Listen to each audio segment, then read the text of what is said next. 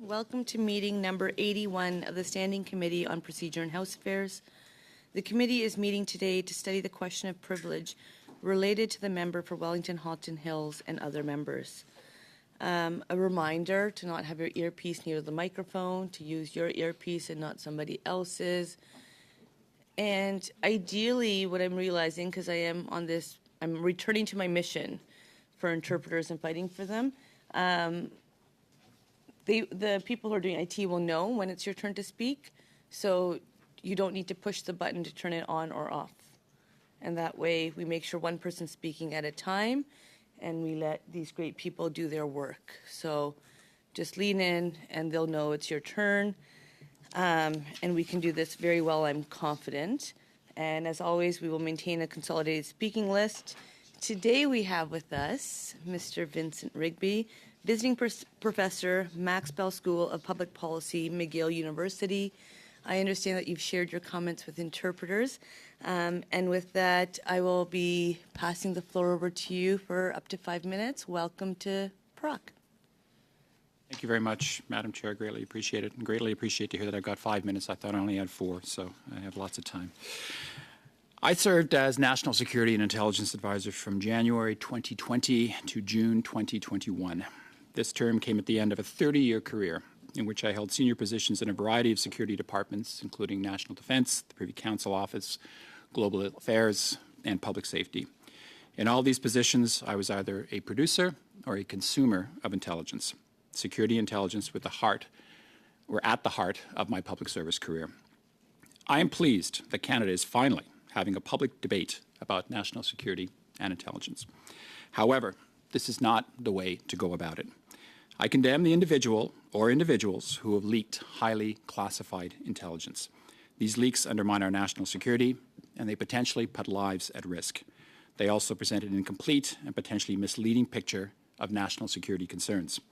Providing a few examples of isolated intelligence without any context does not make for informed discussions. It is akin to proudly displaying a complicated jigsaw puzzle with most of the pieces missing. Madam Chair, the men and women of our intelligence community are highly trained and dedicated professionals. But is that community without flaws? Unequivocally, no. Since I left government, I've spoken publicly about these flaws. I co-authored a report last year with Thomas Juneau from the University of Ottawa, who I think was a witness before this committee last week, supported by retired senior security officials with close to 300 years of collective experience, that identified systemic weaknesses in our national security system. Everything from a lack of security culture and strategy to shortfalls in information sharing, governance, and transparency, all of which have played out not only during the foreign interference controversy, but the Freedom Convoy as well, and I've commented publicly about that. I was once part of that system, and I accept my share of responsibility for those failings. But my point is this.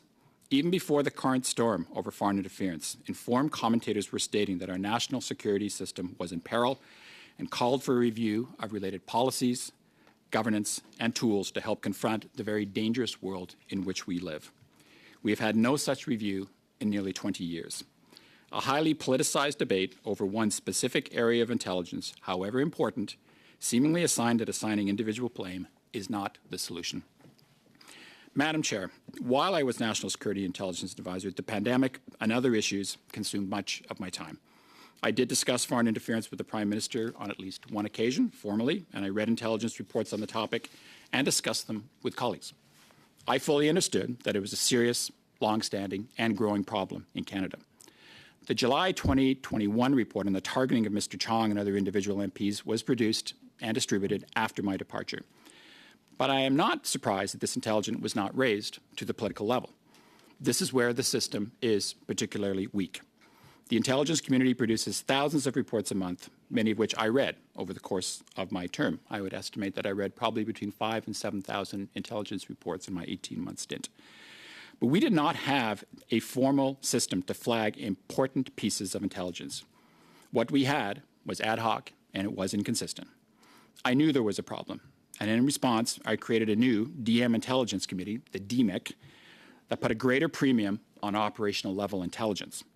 I was concerned that important and actionable intelligence was not being appropriately flagged or followed up. This committee was a step in the right direction, but it was still a work in progress. when I departed in the summer of 2021. Finally, Madam Chair, I am aware that more steps are being taken to strengthen information sharing, but it should not just be for foreign interference, but all intelligence. Reforms should include, first, a stronger intelligence capability at the centre to flag and fuse important intelligence to the Prime Minister and to other ministers. The government, in my view, should explore creating a position within PCO similar to the Director of National Intelligence, or the DNI, in the United States, and separate from the NSIA.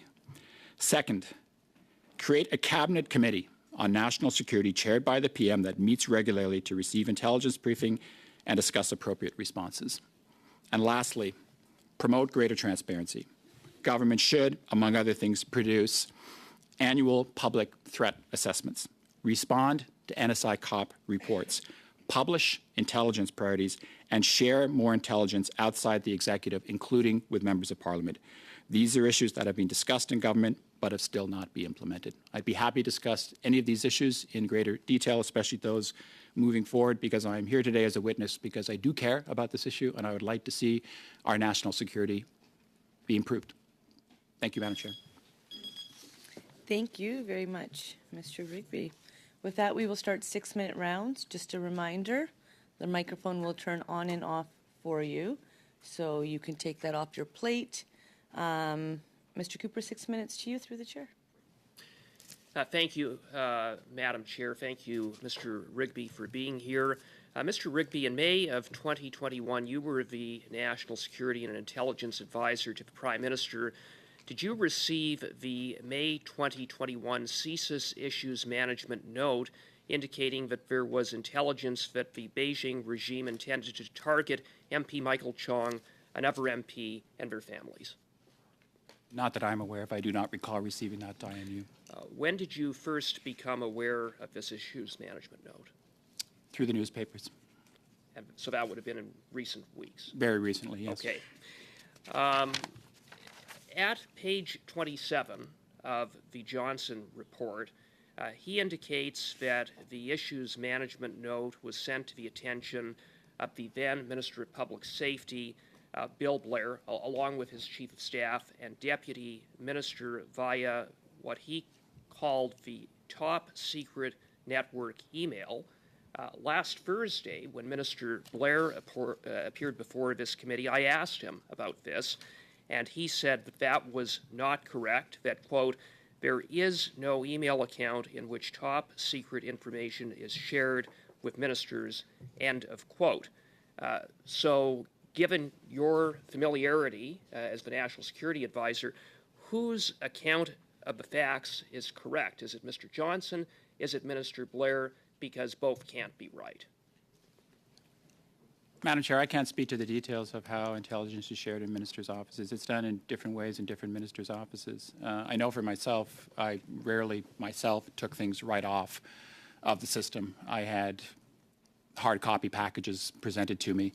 That's the way we did it for the Prime Minister as well. That's how we did it for the Prime Minister's office. But I'm not aware how Minister Blair organized his office, how they took material off the system, whether the CSIS actually delivered this material in hard copy form. I'm not aware how it would work in that individual minister's office. But the system you're referring to is the top secret network?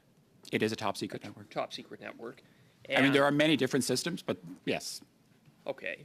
And it could have, would there have been emails sent? Because Minister Blair said there's no such thing, there's no account. But Johnson says in his report that this was sent by way of some form of email to his attention. I honestly can't speak to the details because I'm not aware. That would be a question you'd have to ask the CSIS director or someone in the minister's office. Okay.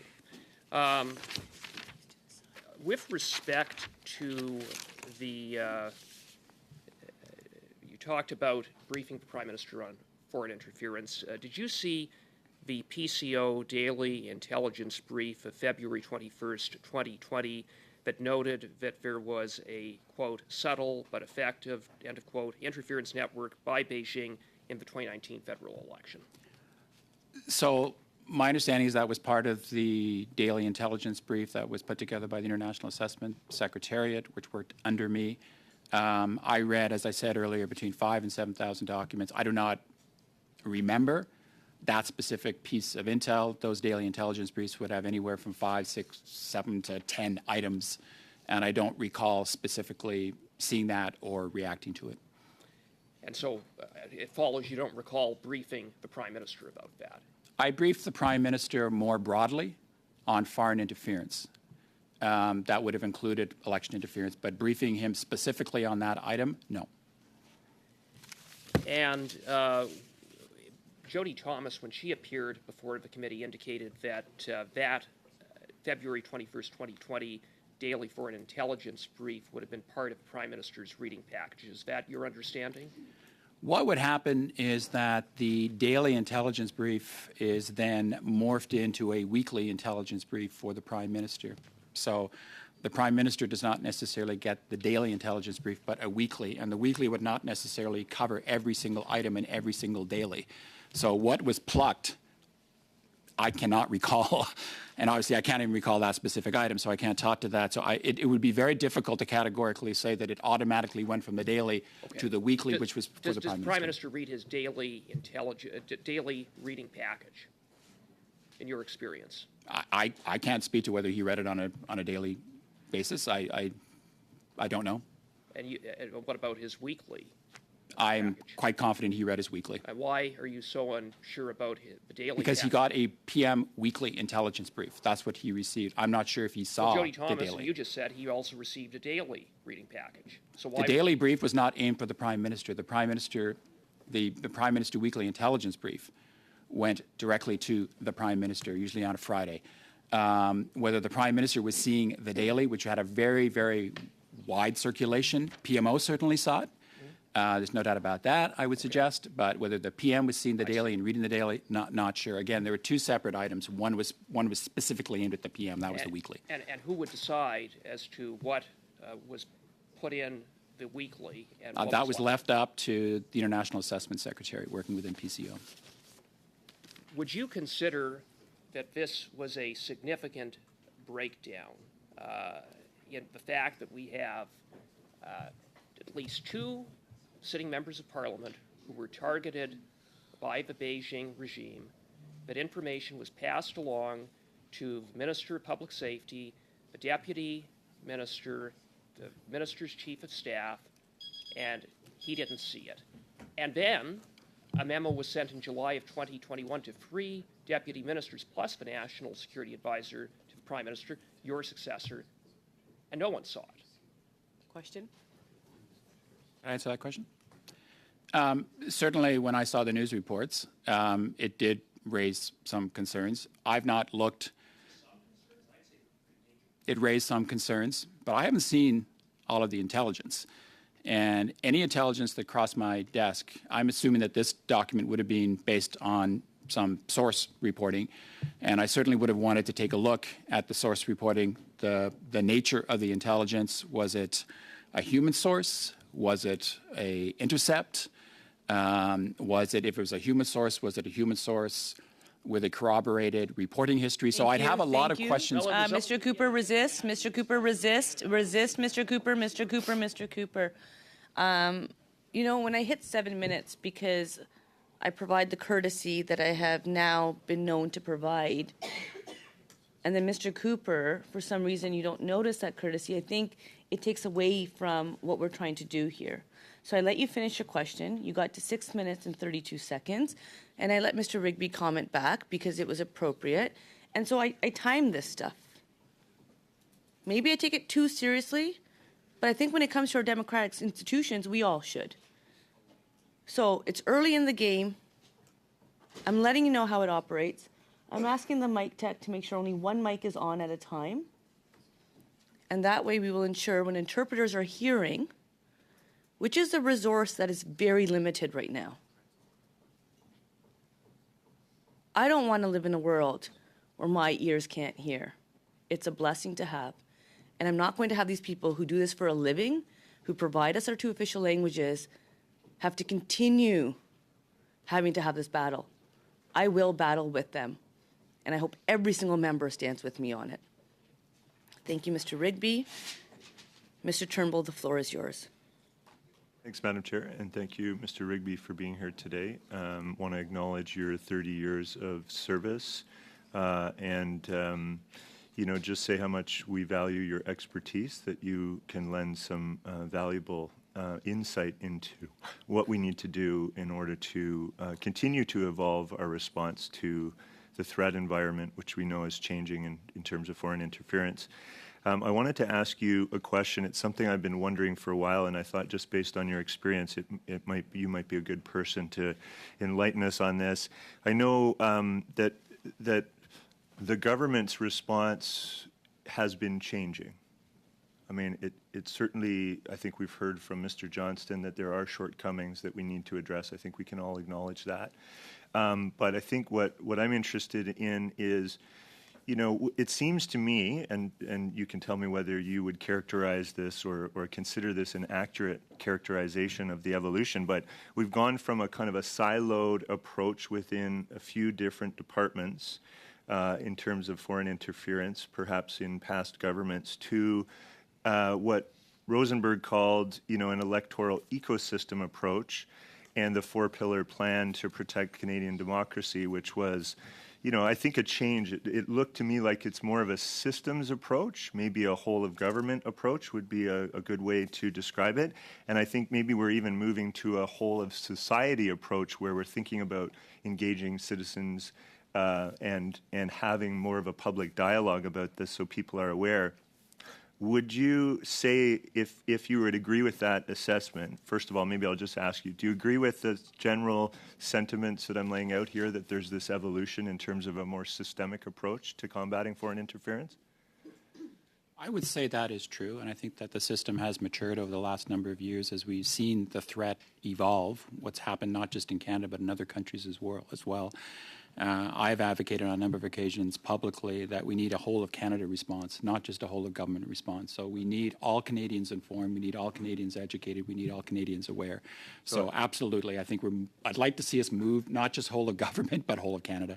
Got it. And I think I recognize that seems to be the next chapter in this evolution. What I wanted to get at in relation to this, it seems to me, I studied systems theories, and when you add a whole bunch of new mechanisms and actors and departments into, a more complex threat environment, you're likely going to increase the chances that information flow and structural challenges arise. Would you not agree with that? That it's sort of almost a natural evolution and challenges that we're now confronted by having to overcome as a result of the next stage of the evolution of our response. So I would suggest that what you have here is the perfect storm. On the one hand, I think you're 100% right. Electoral interference is not new. It's been around for a long time, but I think it has become more intense in the last number of years. The challenges have become more complex, and the way we're responding has become more complicated and greater attempts at using different mechanisms. And so there are a lot of, as you say, in terms of the systems, the moving parts, et cetera. We're still probably experiencing some teething problems. That's pretty clear. Having said that, the perfect storm emerges when a lot of the problems with respect to information flow, information sharing have been there for a long time, and those are legacy issues. So you've got new systems being put in place, new mechanisms like the panel of five, like the site, et cetera, and then you have old problems with respect to sharing intelligence, having it fused properly, having it pushed up to the political level, the right people seeing it at the right time. So that's the perfect storm. And then what we've heard from Jody Thomas as well is that there needs to be a focus on what advice is given and recommendations are made as to what should be done about the intelligence, even when it does flow correctly at the right pace to the right people at the right time, which is a bit of an orchestration, that's complex. I'm just acknowledging that it's complex and it's changing. Therefore, there's going to be challenges. So in terms of the general sentiments here is that there's some shortcomings in terms of structural challenges, communication flow, and there's a significant cultural change within the intelligence agencies and the intelligence community in general. Can you speak to maybe the cultural shift and describe that a little bit further for us? Well, there's a cultural change that has to take place both within the public service but also at the political level. So again, this is operating at two different levels. So within the public service, within the government writ large, yes, absolutely. I think the S&I community the core agencies, PCO, CSIS, CSE, take this very, very seriously. We may not have it perfectly right. I'm sorry, I keep on referring to I'm retired now. But certainly best efforts have been made to improve that culture. The problem is more across the public service writ large and trying to bring other government departments into the intelligence picture, making sure that, again, this intelligence gets outside not just the core 10 or 12 S&I departments, but to other spaces in between. But at the political level, that, I think, in many respects, is the most important level. And so you can get the best intelligence in the world up the chain, and it can go to the political level, but you need some place to actually receive that intelligence and to discuss it. And one of the problems I've had for a long time is the fact that you really don't have anywhere for this intel to go right now. So the NSIA briefs the Prime Minister. Other deputies brief their ministers. Minister of Public Safety, CSE chief briefs the Minister of National Defence. You have occasional briefings to cabinet committees. I gave a lot of those briefings. Once in a blue moon, if I can just finish my thought, a presentation to full cabinet.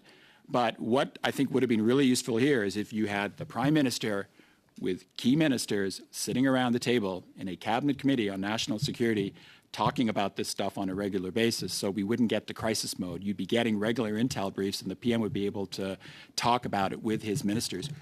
We've never truly had that in this country. We've made a few attempts, but that's what we're missing, and I think that would have helped in this situation. Sorry to go over time, Madam Chair. Thank you, Mr. Rigby. Maintenant, la parole à Madame. And now, the floor goes to Madame Goodrow. In the two official languages, Mr. Rigby, there's a little lag for the interpretation. It's Ms. Goodrow's turn, so we'd like to listen to what she would like to share, and then you can take your time to answer as you wish. Ms. Goodrow? Thank you very much, Chair, and thank you to our witness. In your preliminary remarks, you mentioned that you had co-authored a report with Mr. Junot. What was the date of the publication of that report? I believe the exact date was May 28th, although I may be mistaken, but it was about a year ago. 2022. 2022, excellent. I'm just trying to draw a few links to try to understand how come, with all of the professionalism that our witness possesses and all of the alerts, the warnings, and we've heard that for 20 years a reform has point of order? I'm on the wrong channel, but I wasn't getting interpretation, but it might be my fault. I'm sorry. Est-ce que ça fonctionne maintenant? Is it working now? Madame la Présidente, quand Madam Chair, when the microphone is open, it's more difficult to hear the interpretation. That's why I turn off and on quite a bit. I'm not trying to waste time. It's when I'm listening to the witness's response, the interpretation is almost impossible to hear if my microphone is open. And that's why I have always asked that there be one microphone open at a time, and that there be a lull between speakers so everyone has time. And so we'll let the technicians do their job, and then everyone can hear. Thank you. Very well. So if I would like to shed light on how it is that for some 20 years or 10 years, there's been an increase in interference matters, which makes it such that we are here today, because you have had so much experience in national security and also with foreign affairs. How come it took media to sound the alarm? Is there something we need to understand here? And next we can talk about the future, but what should we understand from this? Thank you, Madam Chair, for the question. I think it's a very important question. There were two reports that came out a year ago, 18 months ago. The first report was done by CG, and it was co-authored by Wesley Wark, whom I think you know well, and Aaron Scholl. That came out in December of 2021. Then the Ottawa U report, co-chaired by myself and Thomas Junot, came out in May 2022, if I'm not mistaken. I remember talking to CG, I remember talking to my colleagues at the time thinking, boy, what a 1-2 punch this is going to be for these two reports to come out, because they came to almost identical conclusions and almost identical recommendations that A, the national security structure in Canada was in peril, and B, massive, massive changes needed to take place. And we thought, boy, this is going to get some headlines and this is going to get some action. I'll be perfectly honest, I was disappointed in the response. There was some media, did pick it up, a lot of interviews. The media was actually quite good, but I don't believe there's been a lot of pickup at the political level, but I could be wrong. And I don't know what goes on behind closed doors right now, and maybe some of those recommendations I'm talking about, like a cabinet committee, are now being explored. But I do find it interesting that almost all of the recommendations with respect to foreign interference and information sharing and governance played out during the, whatever you want to call it, the storm right now over foreign interference. And a lot of the recommendations and material that we had in there about information sharing played out also during the convoy. So we talked a lot about sharing information better with the provinces, with the territories, with the municipalities, and it all played out. And so I take no credit for having a crystal ball or being a clairvoyant, but I just found it very interesting that this stuff's been out there. Everybody is now walking around going, oh my God, I'm so surprised. I can't believe this is happening. I can't believe we have these kinds of issues in our national security system. They were actually laid out in two major reports in the space of 6 months. Madame la Présidente. Madam Chair, thank you. I'm going to stop my own stopwatch. So it is very concerning. Both Ms. Thomas says that there are some 3,000, 4,000 reports that need to be read almost monthly. And then, Madam Chair, in 18 months, you would have, read some 7,000 or more reports. So at some point, it's too much. You need help. Now, when you mention that the intelligence culture is not there, and that's why we're worried since last November. Now, can you tell us about this 180 degrees? You talked about actions, public actions, actions to reassure people, but I would like to take this opportunity for you to tell us everything we need to do to correct the situation that's existed for so many years, because it's a very serious situation. Well, I suggested 3 or 4 recommendations at the end of my opening statement. I honestly do believe we need to fuse the intelligence better and flag it better. And I think that my successor has taken some steps in that direction. As I said, I made some early attempts with the creation of this DM Intelligence Committee, which had always focused on strategic level foreign intelligence assessments. I wanted to focus a little bit more on domestic stuff that was happening inside Canada, intelligence that was actually actionable. When you do a very strategic foreign intelligence assessment that, say, is looking at what is country X doing in region Y, it's not necessarily immediately actionable.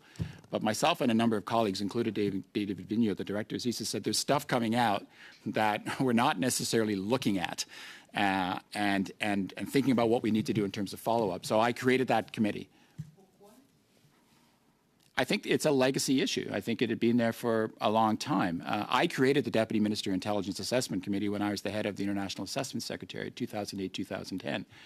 And so I think it was a gap, and that's why I created a different committee with a focus both on the strategic assessments and the operational level intelligence. But does that answer the question that's probably coming?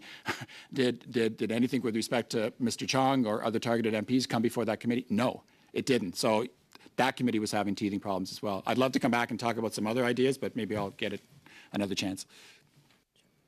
Ma question. My question,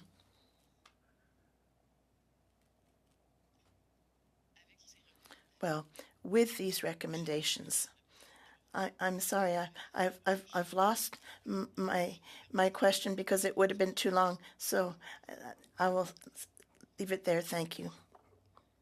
Mrs. Blaney. Well, thank you so much, Chair, and thank you to the witness for being here today. I appreciate your testimony.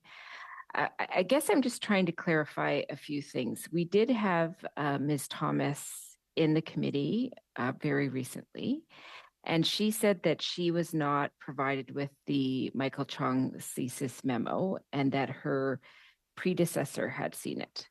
So I'm hearing from you that you haven't seen it. So I'm just trying to figure this out because it feels like there's some sort of process that's missing. And I'm trying to understand that. So I'm just wondering if you could speak to that. So I did not see it because I retired on June 30th, 2021. The memo came out in July. So it was prepared and distributed after I left. I did not see drafts of it or anything along those lines, or any other intelligence that I can recall referring to this. So that's why I personally didn't see it. As to what happened after that, there was a long lag between myself and Jody being named as the NSIA. It took 6 months to name a new NSIA. So there were interim or acting NSIAs in the meantime. And I think you're having one or two of those appear before the committee. Okay, well, thank you for that. I appreciate that clarity. So it's interesting to me. You did say in your testimony earlier that you did talk to the Prime Minister once about foreign interference, if I got that correctly. But the list of briefings provided to PROC, so a list of dates of the briefings, there was nothing in there that mentioned that. So was this a different sort of communication process? I'm just, again, trying to clarify the information that I have for myself. I've looked at that list as well, and I think what happened was that it was a briefing that was done, I believe, in early 2021, and it's listed, and again, this would have to be confirmed, you'd have to go back to PCO, but it was listed as a briefing done by David Vigneault. David Vigneault was the lead briefer, but I was with David, so it was actually a joint briefing between the NSIA, myself, and David Vigneault. Okay, thank you. That is helpful for me. So you said very clearly that you have some concerns about the process, and when you were in the role that you put some things together, and there's some other ideas that you have. One of the things that I just think you were saying in the last questioning was about intelligence, the Committee of Intelligence, and that you were looking at what was happening internationally in that foreign aspect, but also within the country. I'm just wondering if you could talk a little bit about what you were seeing within the domestic actions. And if you can't talk specifically, I understand that, but what were the processes that you were looking at, and how were you trying to make that information clearer so that when it was delivered to the Prime Minister, it could be understood in a way that action could be taken? Well, I think in the Deputy Minister Intelligence Assessment Committee that was in place before, again, very high level foreign intelligence strategic assessments, looking at big picture geostrategic issues, functional issues, et cetera. I wanted a greater focus on domestic issues because of hostile state activities. And so looked at the environment, and whether it was China, Russia, Iran, North Korea, whatever the case may be, violent domestic extremism, threats inside the country, all those kinds of things, technology, nefarious attempts at investment by foreign actors, all these kinds of issues. I wanted a little bit more of a window into some of that intelligence. So if they weren't actual strategic assessments, I even wanted to look at single source reporting, intel reports that were not necessarily analyzed, but we all looked at them and went, wow, that's kind of important. Let's talk about it. What are we going to do about it? But then B, where do we need to send it? Do we need to send it up to the political level? So again, when I was in the job, this was very nascent, and that committee was up and running for 6 months. I don't know where that committee is now, how often it meets. It was meeting every 2 weeks, and there was a standard agenda item. The first agenda item was strategic international assessments. The second item was actionable intelligence that we needed to discuss. And the third item was broader coordination issues across the community. So I think that reflects my attempt to try and get on top of this in early days. And then I got my 30 years and I left at the end of June. But I would have loved to have worked on that a little bit more if I'd stayed in the job longer. Well, thank you for that. And I'm wondering, in the work that you were doing over the time period that you had, was there any discussions about how to address information that may impact members of parliament and candidates during elections, and the process that you had? Because what I think is most frustrating as we go through this is that members of parliament were not notified that there were things happening about them. And now, of course, and Ms. Thomas has talked about this, they're going to do the absolute opposite, which is just give information as quickly as possible. And I'm just wondering, was there any discussion, and was that something that you were looking at, and how were you looking at it? So I have to be careful here because I can't get into advice that I gave to the Prime Minister, specific advice in the conversations that happened. But I mentioned to you at the end of my opening remarks some of the things that I think we need to a little bit better in terms of transparency. And certainly there were discussions about giving briefings to all members of Parliament with respect to foreign interference, and that a general sense to all MPs of the dangers of foreign interference, not just in the context of elections, but more broadly, other attempts at coercive foreign interference efforts. So there been a little bit of talk about that. Certainly, there was a lot of talk about the security of ministers in particular and MPs more broadly. So that's not specifically foreign interference, but it could move into the realm of foreign interference on a certain level. But all that to say, there was a great deal of talk about members of Parliament and their roles, including NSI COP, including their possible access to intelligence, talk about giving intelligence clearances, classified clearances to leaders of the opposition, things like that. Sorry, Madam Chair. Thank you. Thank you. I'm just going to remind everyone that if you're not using your earpiece, just to not play with it and to leave it to the side. That's great. We are going into 5 minutes to Mr. Culkins, followed by Mrs. Sahota. I would like to keep it tight so that we can try to get through a full round. Mr. Culkins. Thank you, Madam Chair, and thank you, Mr. Rigby, for being here today, and thank you for your years of service to Canada. My question to you, I want to go back to this International Assessment Secretariat. Can you tell me the process by which, because they're ultimately responsible, you said, for producing the weekly briefing that the Prime Minister got, which is the only one that you've left us assured with that the Prime Minister actually sees. So this obviously is the focal document according to your testimony. What process did that take? Who signed off on that assessment secretariat? Did that go through up the chain through the NSIA? Where did it go through the PCO? Where was the handoff to the political level? Can you give us a sense of where that document chain would go? So just on what the PM saw or what the PM didn't see, that's to the best of my understanding, certainly when I was NSIA. So just to be absolutely clear on that, I can't promise you that the PM didn't see some of the dailies. But all I'm saying is that there was one document in particular that was aimed at the Prime Minister on a weekly basis. In terms of the sign-off, that is signed off, I believe, at the level of the head of IAS. When I ran IAS, I signed off on it because I was the one who actually introduced, I don't know if I introduced the daily, but I think it was a weekly back then, but I signed off on it. I tried to give the IAS as much freedom as possible in terms of producing the intelligence and signing off on. I didn't want a long chain in terms of what went in and what went out. They knew the intelligence, they knew what was important. So what I'm hearing you say is, while you were there, that weekly would have gone through the hands or across the desk of the NSIA before it went to somewhere else in the PCO, or before it went directly to the Prime Minister's office? It would not go through my hands for sign-off. I did not sign it off. So it would go directly from the IAS to the Prime Minister's office?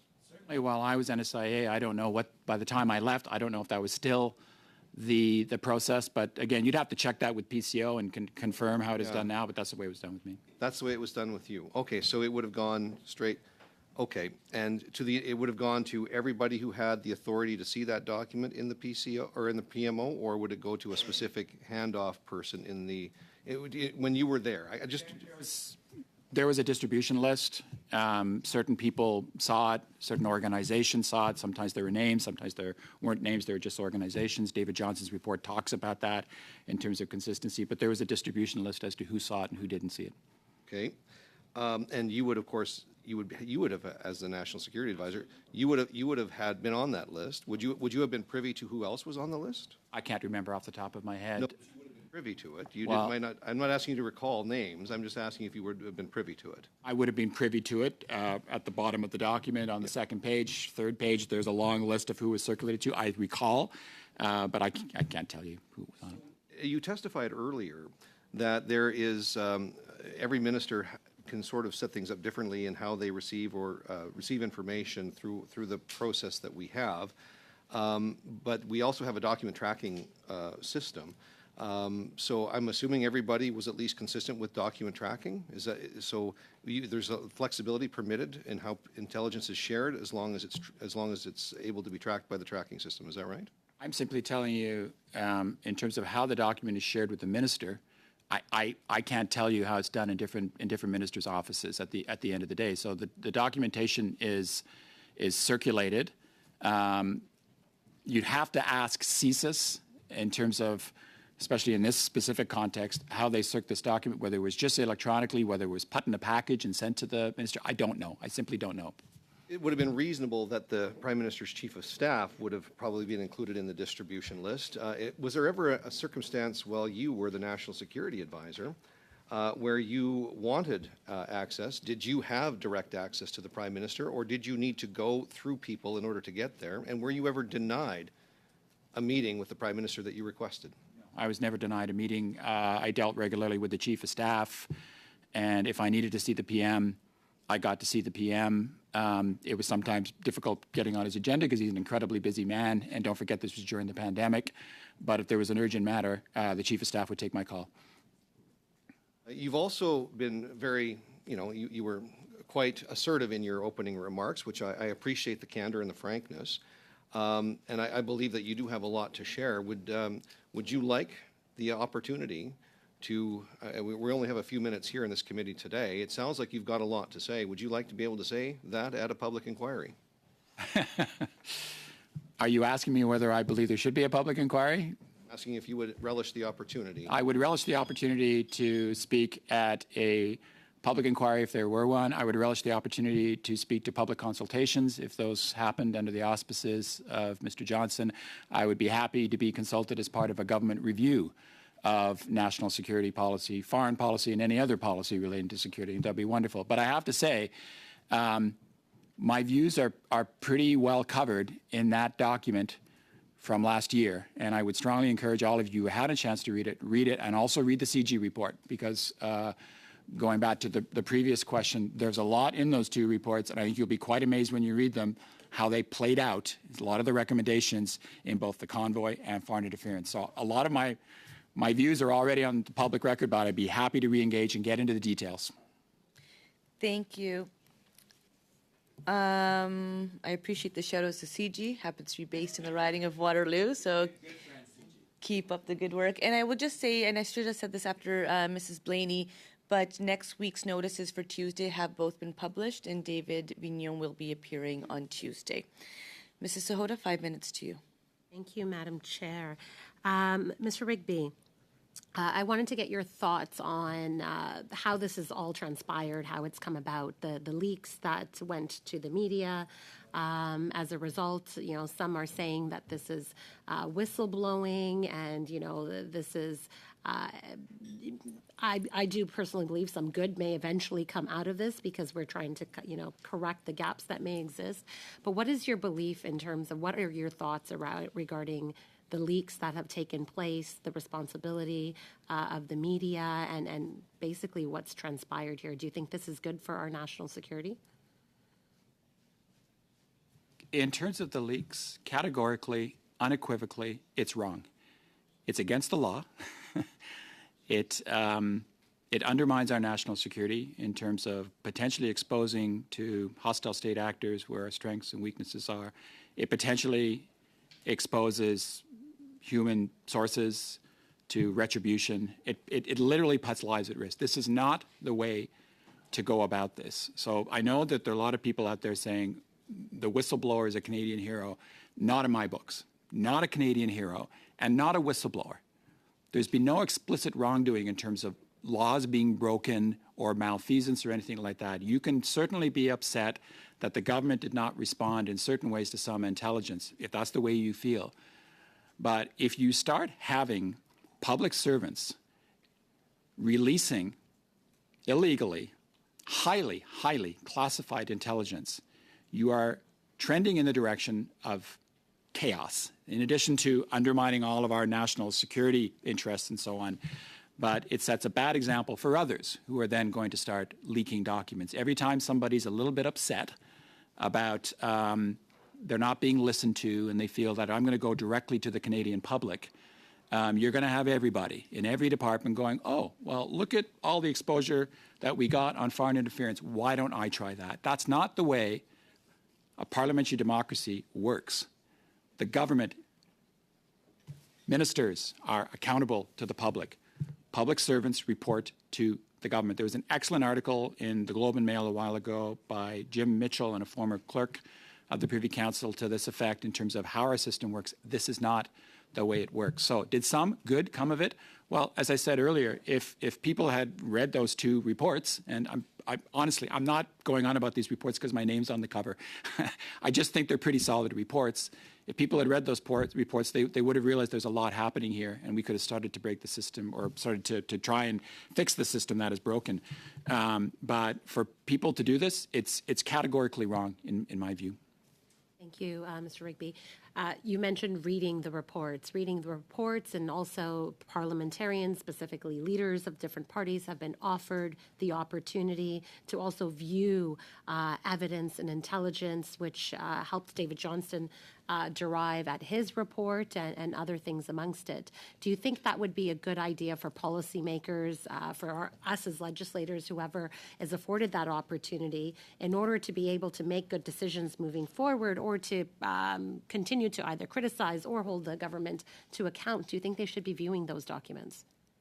I think that it's an idea that was explored a little bit when I was NSIA in terms of providing security clearances to those outside the public service or outside the political system, not just to members of the opposition, leaders of the opposition, but also even to the private sector, because we'd often brief the private sector, CSIS, for example, on threats and to research institutions or whatever, and they say, you're not giving us enough detail. So we toyed with this idea, didn't go anywhere with it at the end of the day, not yet.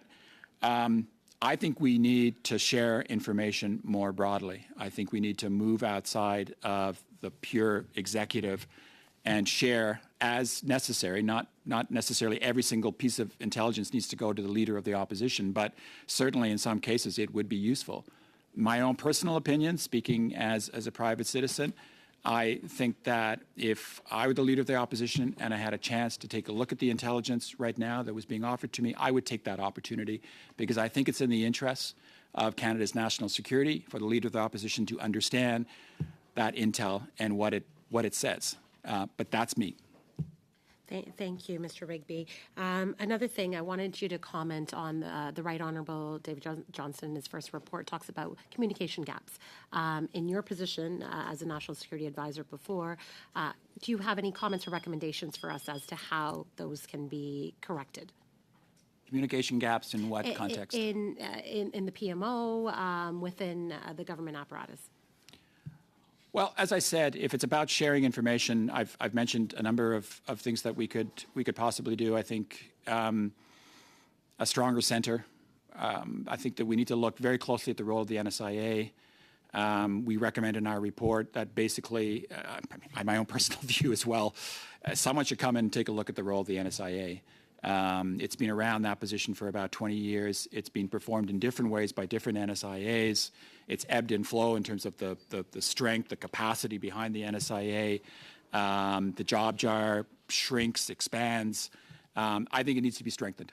I honestly think it needs to be strengthened. So I'd start there and can talk offline about some other ideas that I have. Thank you. And you can also always provide them to committee. We'll have them translated in both official languages and shared with all members. So any insights are always welcomed. Avec ça, 2 minutes 50 secondes. 2 minutes for you, Madame Goudreau. Thank you, Chair. So I have 2 questions. The first, we observe that you have so much to share. And when you talked about your retirement, I would like to offer you the opportunity, because you're still very active and you're very open to sharing your knowledge. Is there any reason that you would like to share about your taking your retirement or your resignation? I came up to 30 years, so I was at full retirement. It was a very, very difficult decision to retire. A number of people said, you're just hitting your stride. It looks like you're finally making sense of this job. You should stay on a little bit longer. I wanted to stay on a little bit longer, but I also wanted to leave the job still on my feet and have my health and so on and so forth. So it was time for me. But there was a part of me, and you'll see that from, I hope, the passion that I bring today, that part of me did want to stay on and try to improve the system a little bit more. But I know there have been some very interesting questions around this committee table about the duration of the NSIAs, and that the last 4 or 5 years you've had quite a turnover. And I know there's been quite a turnover, and there's been some suggestions by former clerks that maybe it should have a 5-year term and so on. I think that's something worth exploring. I mean, I share the concern that NSIAs are coming through so quickly, often at the end of their career, often retiring. So I think it's something that does need to be looked at. Donc, For c'est sure. un choix délibéré de votre part. So it was a deliberate choice on your part. So my other question. So Mr. Johnson met with you during this process for tabling his report. Am I correct? Yes, and that's in his report that he met with me. I will point out that my name was misspelled in his report, but I won't make a big deal out of that. Ah, d'accord. Il me reste Okay, very well. I have a few seconds left. What, in essence, were the questions that Mr. Johnson asked of you? I'm not sure I'm at liberty to talk about that. I wasn't expecting a question like that, but I mean, I can certainly answer that there were. I can't get into the specifics, but certainly there was a lot of discussion about how to improve the system. And the conversation we're having today about measures, cabinet committees, he mentioned that in his report, possible creation of a cabinet committee on national security, greater transparency, information flows, generally speaking. We talked about those kinds of things. So it was in a lot of ways similar to the conversation we're having today. Thank you. Mrs. Blaney. Well, thank you, Chair. I guess I'm curious about something you said at the beginning of your testimony. You talked about some needs for systemic change within the system, and that some of the processes that are in place were not necessarily as effective, and that you were working really hard to see what you could do to clean that up. And we did just have Ms. Thomas in, and she talked about the process of intelligence information sharing with the government, and that she had corrected that process, and that she believes that there will be no further problems. And even based on the questions that I asked the last time around, one of the things that we're seeing is it's when information comes, sometimes it gets lost. Like Ms. Thomas talked about being away for a month and then, not going back to that information. So it seems a little concerning. And so I'm just wondering if you could talk about, from your perspective, do you think that the process that Ms. Thomas outlined will address the issue? Is there anything else that you think is important for us to address, especially when it comes to this point of privilege? Because to me, the biggest issue here is in this particular context is how do we make sure that MPs have the appropriate information at the appropriate time so they can respond in a way that is effective.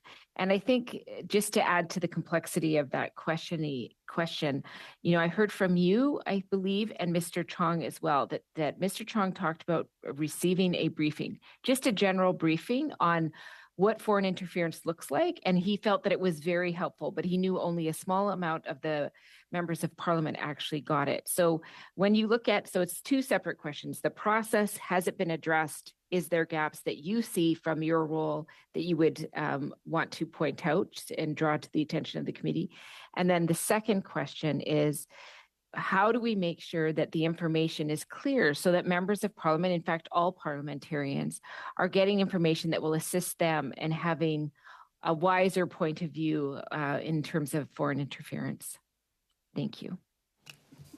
Thanks very much for the question, Madam Chair. So on the changes that the National Security Intelligence Advisor has introduced, I think they're they're a great start. I really do, and I have tremendous respect for my successor, Jody. She's a really great Canadian. I think the idea of setting up a committee, which I think she mentioned before this committee, to focus on actionable intelligence, especially with respect to foreign interference, is really great. Again, I tried to set that up within the DMIC. If she's created it as a separate new committee, that's great. So having deputies sit down, talk about this kind of intel, moving it up.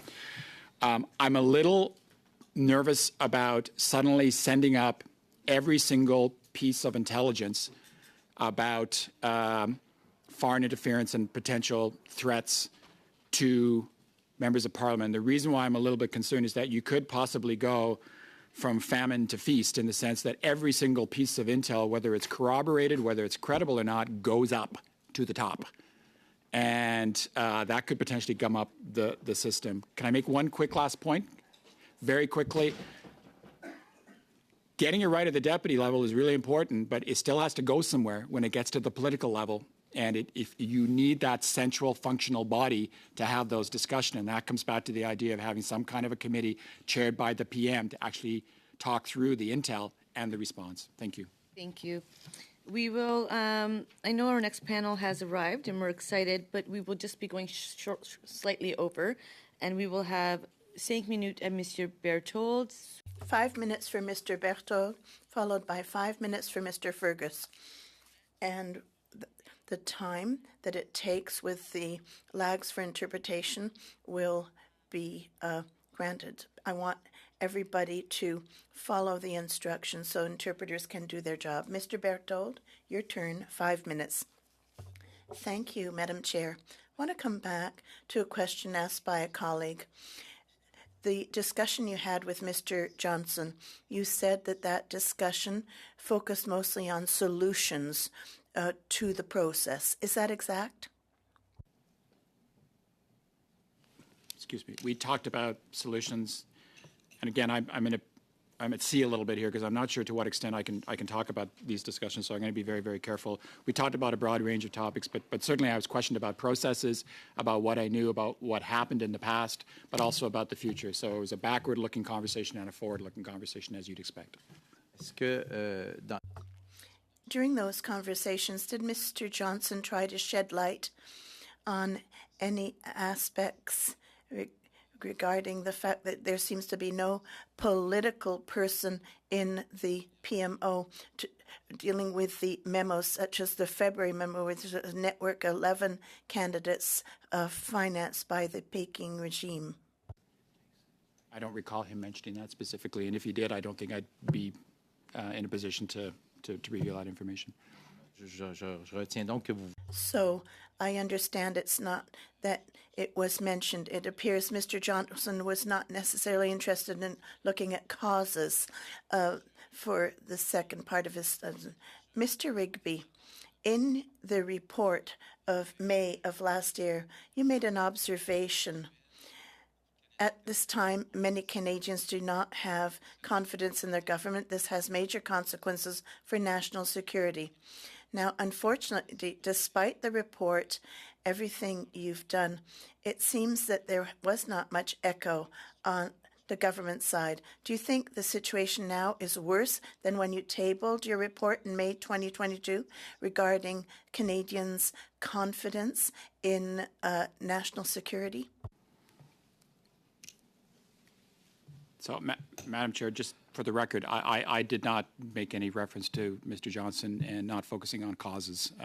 That is the member's statement. I will not say that. With respect to confidence and trust in the government, what we said in the report is that there is not a particularly strong culture of national security in this country at the governmental level or with Canadians as well, and that governments traditionally, not just this government, but governments writ large, have not always had the support and trust of Canadians when it comes to national security because they haven't had the information and they haven't had the chance to talk about it. So it was in that context that we made that phraseology. Mr. Rigby, you corrected me. I'm going to ask the question once again of you so I can get an answer. Do you think the situation is worse now when it comes to confidence in the Canadian government compared to when you conducted the study and tabled your report in May of 22? Yes or no? I can't answer that question, yes or no, because I haven't seen opinion polling. I don't know if Canadians have less trust in government, but certainly there have been a series of events over the last year since both the Ottawa U report and the CG report came out, which have, I think, confirmed a lot of our concerns. And so those are probably somewhat alarming for Canadians, without a doubt. I'm a little surprised to see that you've come here but have not seen all of the reports in the newspapers and do not have all the information stating that Canadians do have less confidence in government.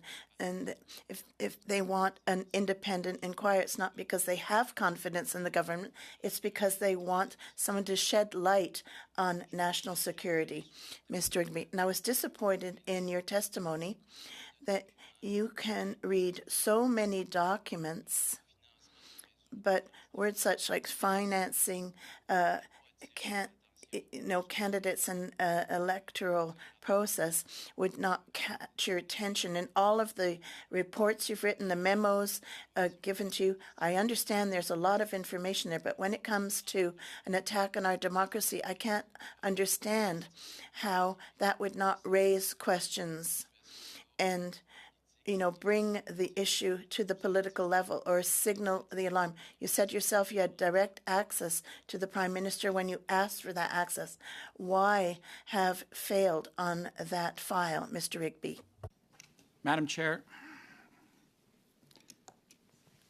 I read 5,000 to 7,000 documents. I would suggest that a lot of those documents, probably the vast majority of them, represented threats to the democracy of Canada. Foreign interference is not the only threat to democracy at the moment. A whole range of other issues. I was dealing with a multitude of threats, a multitude of issues. There was a pandemic going on. So if, I don't know if I missed these documents or not. If I missed a document or two, I will take full responsibility for that. But for someone outside the system who's never been in that kind of work to suggest, well, I'm really surprised that you didn't pick this up, it's easy to say. It really is. And I would suggest walk a mile in the shoes of the NSIA. Thank you. Monsieur Fergus?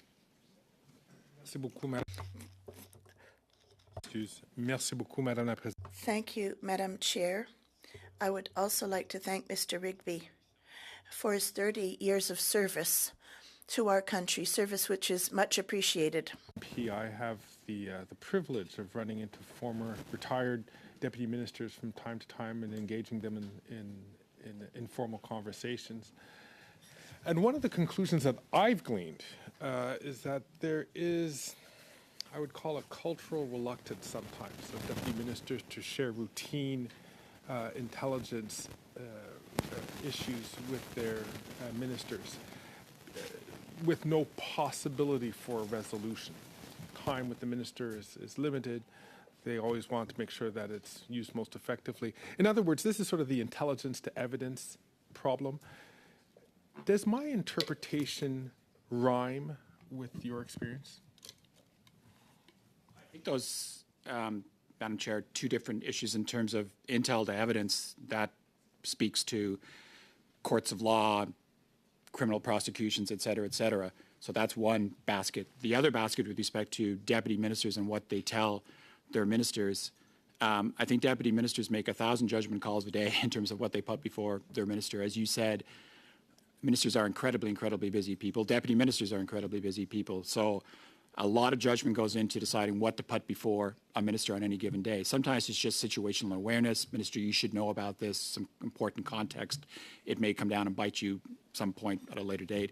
Then there's the stuff, I need to speak to you now, Minister, because this is very, very, very important. You're always, as a deputy, I think, sensitive to the fact that you don't want to gum up the system. You don't want to fire too much at the minister. You don't want to fire too much at the Prime Minister. I remember with the Prime Minister seeing stuff all the time, trying to decide, do I fire this up to PMO? Do I fire this up to the PM? Do I ask for time right away? knowing how busy he is. If it's a really, really important issue, of course, that's what you've got to do. But you've got to make that judgment. It's a tough call every single day for deputy ministers, but that's why they're paid the big bucks. And to be fair, and just for the record, by and large, it works. It does work, absolutely. But also, we recognize that there are gaps in the system. And this gets me back to, I guess, more of a forward-looking question, because you had raised the importance of setting up a type of cabinet committee on intelligence. Can you explain a little further how you would expect, in large terms, how that kind of committee could work? And are there examples in other jurisdictions that you're aware of in your experience in dealing with some of your international colleagues where they have something similar to this? So we are the only Five Eyes country that doesn't have that type of a body. The United States has a National Security Council, which is actually in legislation. The other three Five Eyes countries, I believe, I don't know if all my information is up to date, but I believe the other three Five Eyes countries have cabinet committees with their prime minister heading that up. What I'd love to see is a cabinet committee that was chaired by the Prime Minister with key national security ministers, Minister of Public Safety, Minister of National Defense, the Deputy Prime Minister, Minister of Foreign Affairs, meeting regularly every couple of weeks. Don't wait for the crisis to happen when then you call an incident response group meeting, which are great, but they're always trying to catch up.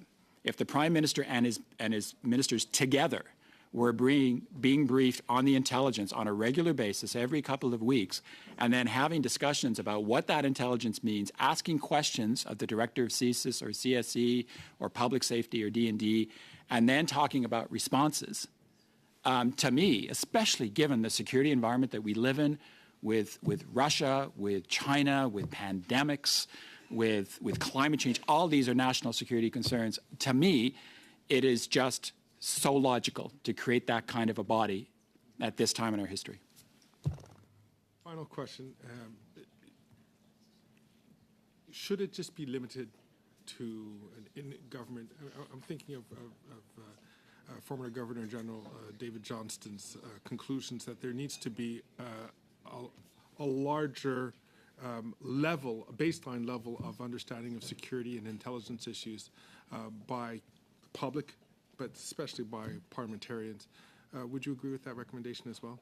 And how would you foresee that? Madam Chair, I would totally agree with that. And that's why I am a strong advocate of doing a full-scale national security review. So whether you do a public inquiry focused narrowly on foreign interference in elections, which is kind of a burning tree, or you look at the whole forest where there are lots of burning trees, if you were to do a full-up review with full-up public consultations, then that is the government showing leadership and helping inform Canadians. I mean, the governments will often say, well, it's not a big concern for my constituents.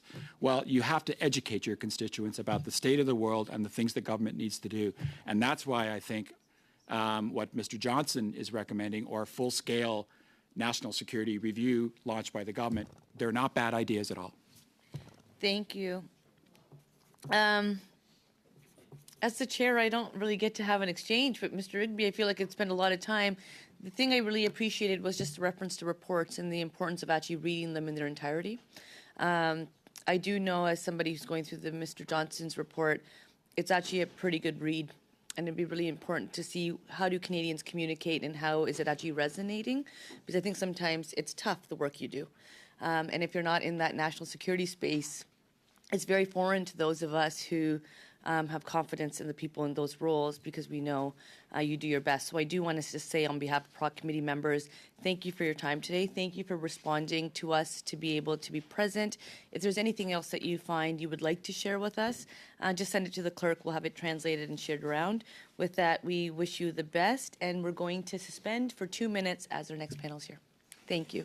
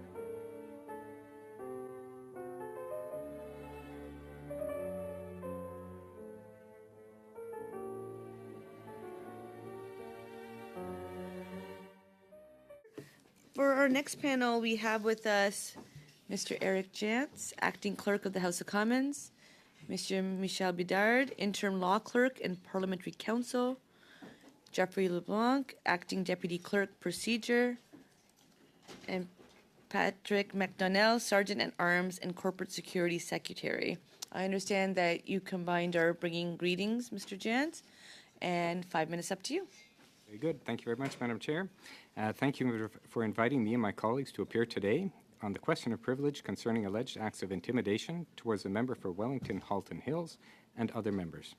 Tout d'abord, To begin my remarks, I would like to inform the committee that I do not have first-hand or specific knowledge of the circumstances surrounding this instance. I'll leave it to other witnesses to clarify those circumstances.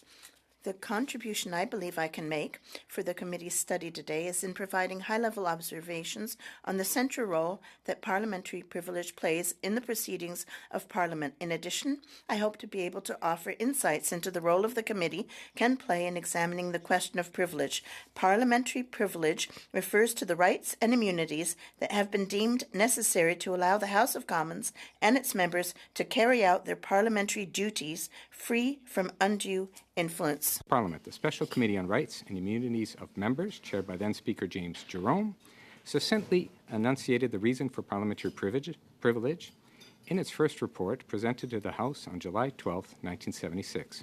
It stated, and I quote, "The purpose of parliamentary privilege is to allow members of the House of Commons to carry out their duties as representatives of the electorate without undue interference," unquote. The Speaker is entrusted with the responsibility to ensure that the House and its members can go about their work freely, without interference or threats. In his ruling of May 8, 2023, the Speaker emphasized this point.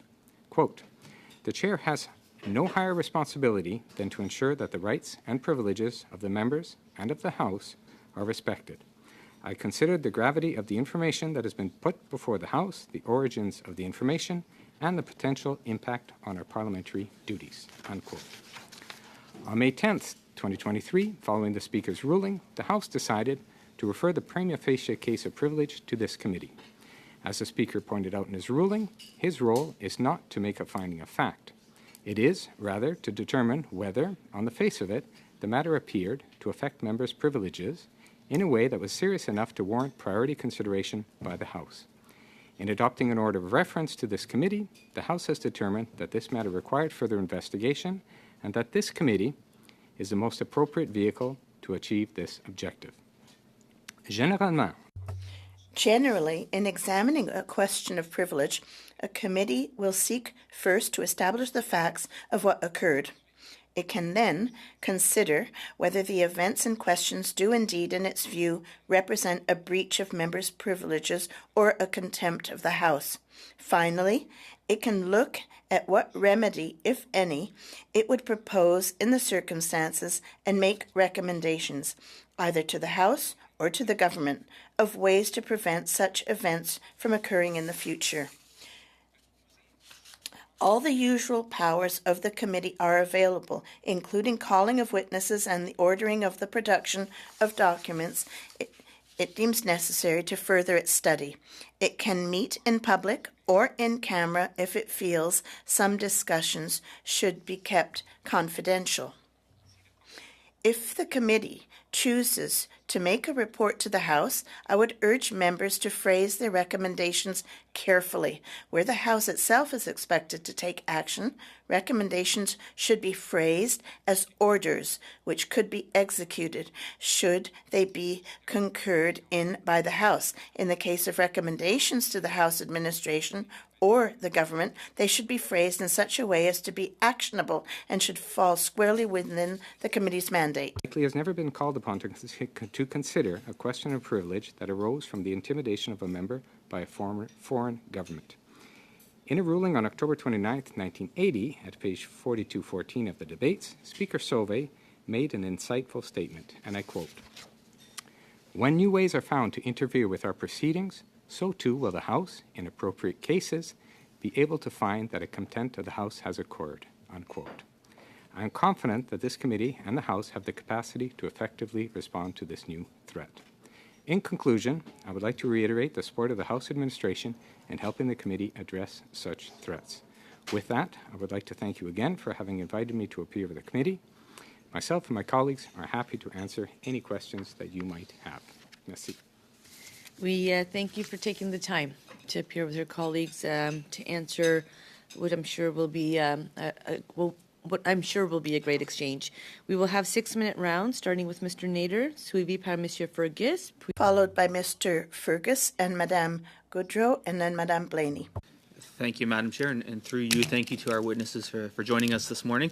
I'm frankly quite surprised we don't have the same volume of media here for your testimony as we had earlier in the week. I was a little disappointed by that, but I'm sure everyone's tuning in from elsewhere. I'm going to begin with talking a little bit about the production of papers. Mr. Jantz, you mentioned that in your comments, and Mr. Bedard, you were with us earlier this week at the OGO committee. At that committee, it was unfortunate. I think some departments, including PCO, perhaps didn't fully understand the powers of Parliament, including its committees, to compel the provision of documents. So I was hoping that either you, Mr. Jantz, or Mr. Bedard could confirm for this committee our power to compel the production of documents and its authority superseding all other government rules or non-constitutional measures. Thank you very much, Mr. Nader. Indeed, it's a very good question. It's not a new issue. Absolutely, Parliament, the House has the authority and the power to demand the production of papers. But maybe I will indeed turn it over to Michel, because he's been addressing this very issue with a number of committees over the past few months. Okay. Thank you for the question. And to you, Madam Chair, among the parliamentary privilege that the House and its committee have, there is the right to send for records and papers. And parliamentary privilege in general are rooted in the Constitution and have constitutional status, so they will prevail over ordinary legislation that will provide that information is to be kept confidential or secret unless there's an explicit provision to the contrary. So power to the documents that could be sought and obtained by committee include solicitor-client privilege, documents dealing with national security. Now, if there is some concern about the production of documents, there could be a dialogue between the committee and the government or the other party who is in the possession of the document. The committee could decide to put measures in place to protect the confidentiality of the document, or could insist on its original request, or decide not to ask for the production of the documents. Ultimately, it's for the committee to decide. And certainly, just to follow up on that and to confirm, we can compel the production of any documents, but it's certainly also within our purview in terms of how those documents are dealt with. That they're not necessarily made public. We could make provisions whether they're dealt with in camera, dealt with in a redacted format, dealt in some form such as that. But that would be the power of the committee to make that determination as we're compelling documents. Yes, and in doing so, the committee may put measures in place to address concerns that were raised, respecting the protection of the confidentiality attached to the documents. No, I appreciate that. Now, during the Winnipeg Lab documents, there were some suggestions from the government that perhaps the then law clerk didn't have the necessary security clearance to deal with top secret information. Could you confirm whether you do have the requisite security clearance to deal with that information? Were you to receive it? First of all, the right of this committee and the House of Commons to obtain documents is not subject to any specific top clearance from the government. This committee has the right to obtain the documents. Now, if it's relevant for the committee and for the government in considering measures to be put in place to protect the confidentiality of documents, there are 2 counsel in my office, including myself, that have top security clearance. And would you also have the necessary provisions to keep any such documents secure within your facilities? So right now, we're equipped to have in possession paper documents and to consult documents. We don't have a room that is set up to discuss top secret information, but we can make arrangements to have a room set up temporarily to allow the discussion of top secret information. appreciate that. Moving on, and this question is to Mr. Jantz. Last month, our committee invited the Beijing's ambassador to appear before this committee. Obviously, we have a few questions we would hope to be able to ask him. To my knowledge, he has not yet responded. Committees have in the past heard from diplomats voluntarily. Should this committee decide that it must hear from the ambassador instead of just letting his silence speak volumes, does this committee have the authority to compel his attendance? The short answer would be no, but I think my colleague might have a more detailed response. The power of the House of Commons and its committee is limited to the Canadian territory. So if an ambassador or any foreign is outside of the country, the House or its committee does not have the power to compel the attendance of this individual. Thank you for that clarity.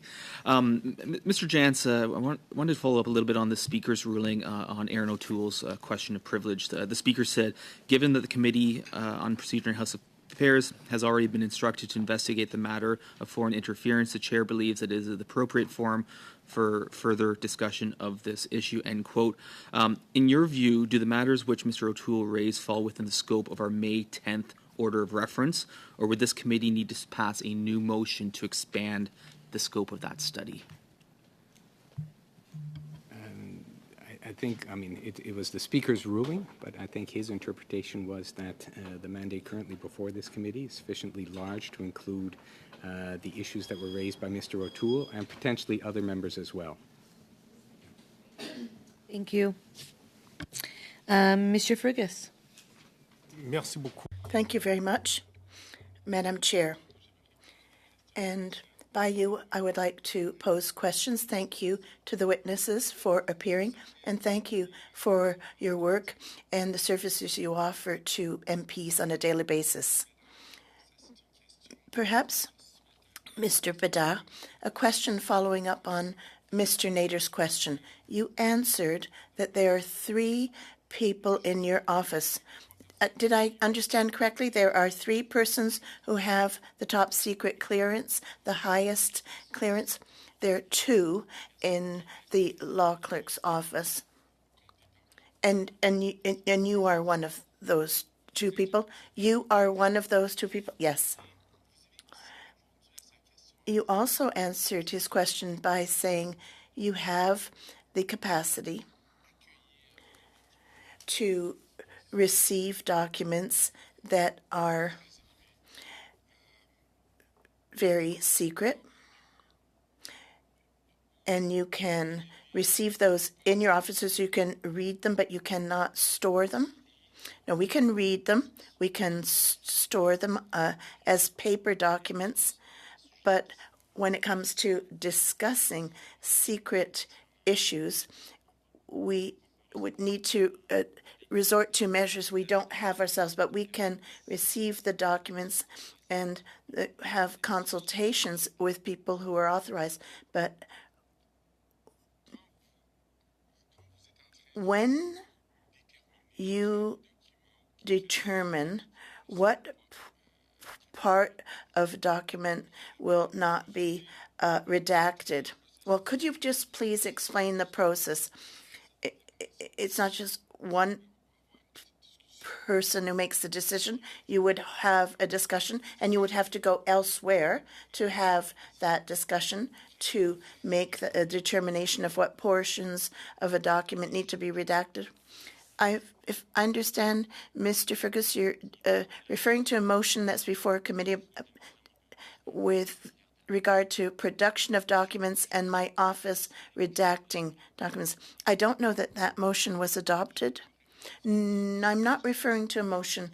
I'm just trying to better understand in the past whether you've had to deal with that kind of situation and what you did in that case. It would depend on the degree of secrecy of the information. In the past, we've never had top secret information, but it will also depend on the volume of information.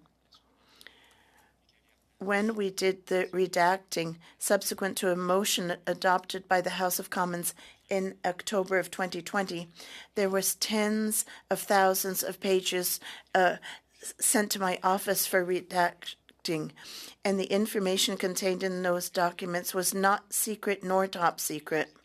So we used computerized systems that met the standards of confidentiality for that type of document. So we would have to adapt our ways of doing things in keeping with the nature of the documents. So as you've just explained indirectly, you have not ever had to deal with a case to date where you have had top secret documents for which you've had to make a determination. Correct. Now, your predecessor in 2021 stated, and I will quote him in English. Ability of your office to redact documents. He said that, and I quote, there may well be some factual information and knowledge that the government or other entities have that we don't have, because it's their information and their concerns. Alors, sur la base. So, on the base of that quote, how does your office or how do your colleagues know what to redact? And what are those things that you recognize as being governed by national security? Well, the redaction of documents for the law clerk's office is something that happened in 2020. And until then, there was nothing. At the outset, with the first mandates we got, we had little information from the department or the organization that had provided us the documents. Now, when there's a motion adopted for the production of documents, we hold consultations with different caucuses of parliamentarians to suggest best practices. One of the recommendations, and it's often complied with, is that the organization providing the documents do their redacting. So we have a document with proposed redacting or a document with no redacting, and then we can do a better comparison, because there can be information that could reveal intelligence sources, but we don't have the context to be able to appreciate that. So it is in that context that we've asked for proposed redacting, and then potentially to have communication with the department that produced the documents, if necessary. Merci beaucoup, Madame la Présidente. Thank you, Madam Chair. Mr. Nader, 6 minutes. Ms. Goudreau. Merci, Madame la Présidente. Merci à vous. Thank you, Madam Chair, and thank you. It's always an honor to welcome you. I would like to focus on the now and the future. Having had the opportunity to meet with the UK legislature, I know you also had the opportunity. I would like to draw some parallels so we can include this in the report. In January of 2022, and you may well be aware, the ML5 in Britain that's in charge of domestic security had circulated a memo to all parliamentarians to signal a threat against an individual, and that information had come from security. It's almost as if CSIS had alerted the chair and then given the warning to all MPs. Is it the same way of doing things here in Canada? Bonjour, Madame. Through you, Madam Chair. Like the model in the UK, if information came to light that affected all MPs and was a concern of all MPs, CSIS would likely go through my office to warn the MPs of any potential interference. Therefore, I want to be sure I've understood. If the CSIS notes that an MP cannot honor their parliamentary privilege given a threat, officially you would be aware at your office and then subsequently disclose the information to the individual? Is that how this works in Canada now? Okay, it's a hypothetical question, so I'll do my best to answer it. CSIS is responsible for the first communication with a individual MP. If they have a concern regarding foreign interference, for example, with that MP, with that MP's office, that MP staff, that would be CSIS reaching out to the MP first. They wouldn't go through a third party, which would be us. We would become aware of it at some point, depending on the circumstances of the interference. My job, primary role, is to ensure, do my best, and my folks do their best to ensure the physical security of members of Parliament, this place, and members of Parliament staff. That's our primary role. Foreign interference is something new on our plate in the last few months. And that's the reason why we realize, and I'm entirely in agreement, and I say thank you because I feel physically protected. And when I see our counterparts overseas who have a protocol, a more specific protocol in place on a threat or an interference involving one person, it is not sent to the deputy minister or to advisors such as Ms. Thomas. Now, my question is, in the future, should it not be systematic that you be informed amongst the very first, just like the Prime Minister? Through you, Madam Chair, currently we have a memorandum of understanding with CSIS and their Integrated Threat Assessment Center. And as I mentioned in the last time I appeared here, that was signed on the 30th of March. So we're still developing our model and our way forward and our process, and we're doing that also in consultation with Five Eyes. In particular, we've had in-depth discussions with the UK on several occasions. So our model, we hope, once it's in place, will be reflective of what our members expect. That's reassuring, and it's the reason we have these meetings at this time. Is there anything else to add to our report? We've talked about the direct connection in terms of sharing information on threats against an MP. Is there anything else you should include amongst your powers to be able to hinder or interference or be aware of interference? Is there anything else we should add? Nothing comes to mind at this time, Madame Gaudreau. Maybe you could add that were there to be decisions by intelligence services that could be shared with all MPs, the House administration through the Sergeant-at-Arms office could help coordinate the transmission of such information. Well, in ending, Madam Chair, it's to be understood that there needs to be impartiality, and we have to set aside the filtering or the sorting through of information. So it would be reassuring for me to know that you are aware and that you will communicate with us subsequently. Thank you.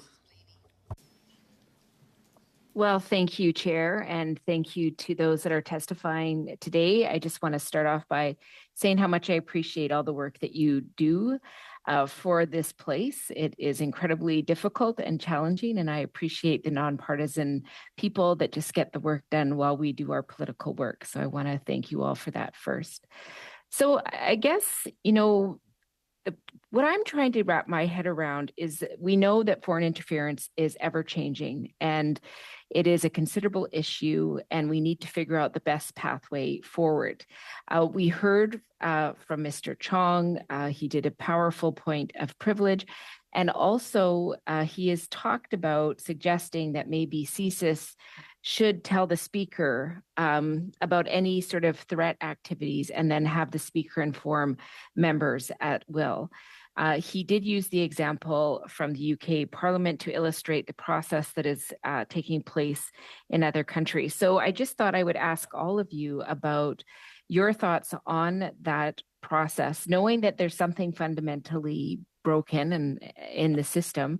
We need to find a way to make sure that members of parliament and parliamentarians are made aware of any threat that's coming towards them and what that means for them taking the next steps to protect themselves. And also, you know, one of the things that I've really left this process with is understanding what's coming at us and being able to observe the world perhaps in a different way so that we can better see what is coming and then reiterate that back to all the relevant departments to make sure that we're all collectively working together to make sure that there is no foreign interference.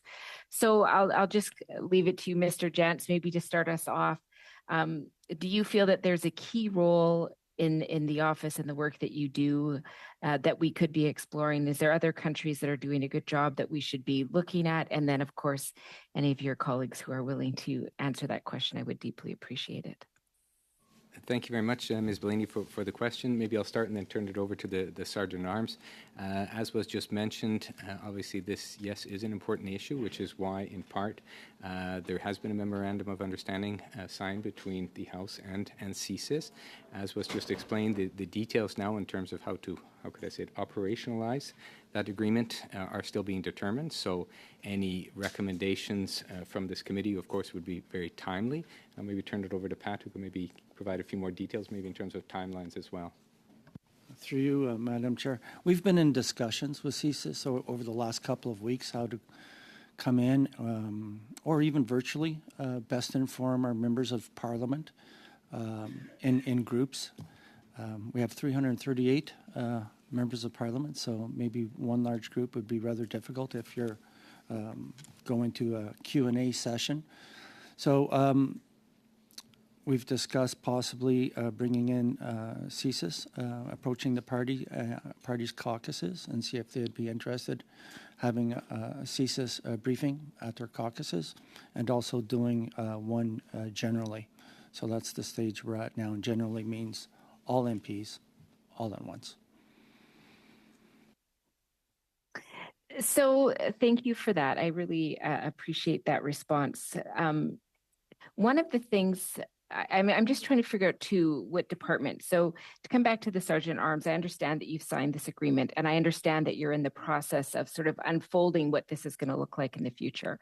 But one of the things that we have also heard from Mr. Chong is that there was a orientation for him about what foreign interference looks like. And that information was extremely helpful for him in being able to assess and see things that may have been a threat. And he said before that training, he may not have noticed those particular nuances. So I'm just wondering if there's any discussions at that level that you're working in about making sure that members of Parliament have better awareness and understanding so that we can assess what might be a threat and alert the appropriate people. And how will you be working with CSIS to perhaps implement that into the future? There have been those discussions, and much along the same line, my role and the role of my folks would be logistics officers and bringing CSIS in and facilitating them briefing the members of Parliament on foreign interference or threats. Thank you so much. So I think that my next question would be for Mr. Bedard. I appreciate some of the questions that you were answering earlier and the work that you're doing around exploring what you might be able to do in terms of having top secret information. I think it was very helpful for me to hear that at this point, this is not something that you've done. But I'm just wondering, in the capacity of the work that you do, how do you assess issues of national security? If you were provided a request to do something that would have you looking at that information, and I understand that your assessment level is at that space, how would you assess your ability to do that and the impacts that it might have with other Five Eyes partners, for example?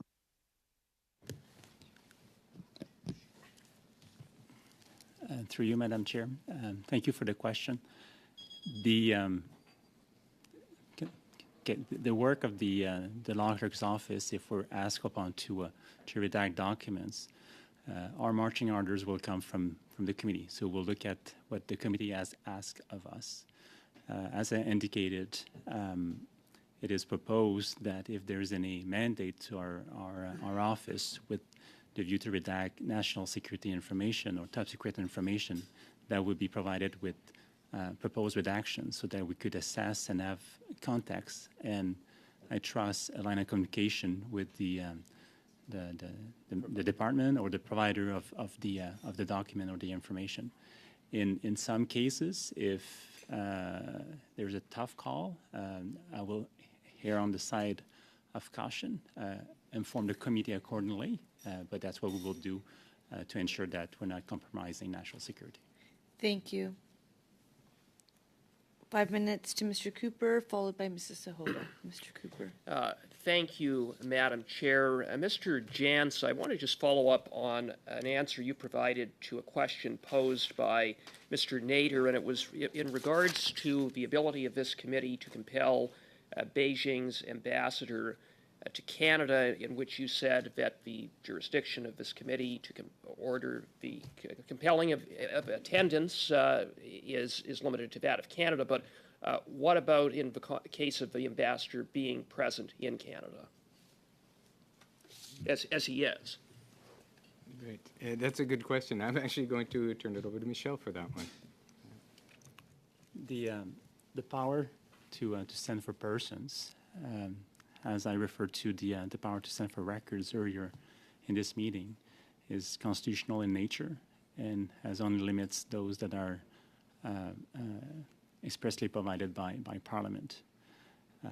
There's no explicit limitation on that power to compel persons.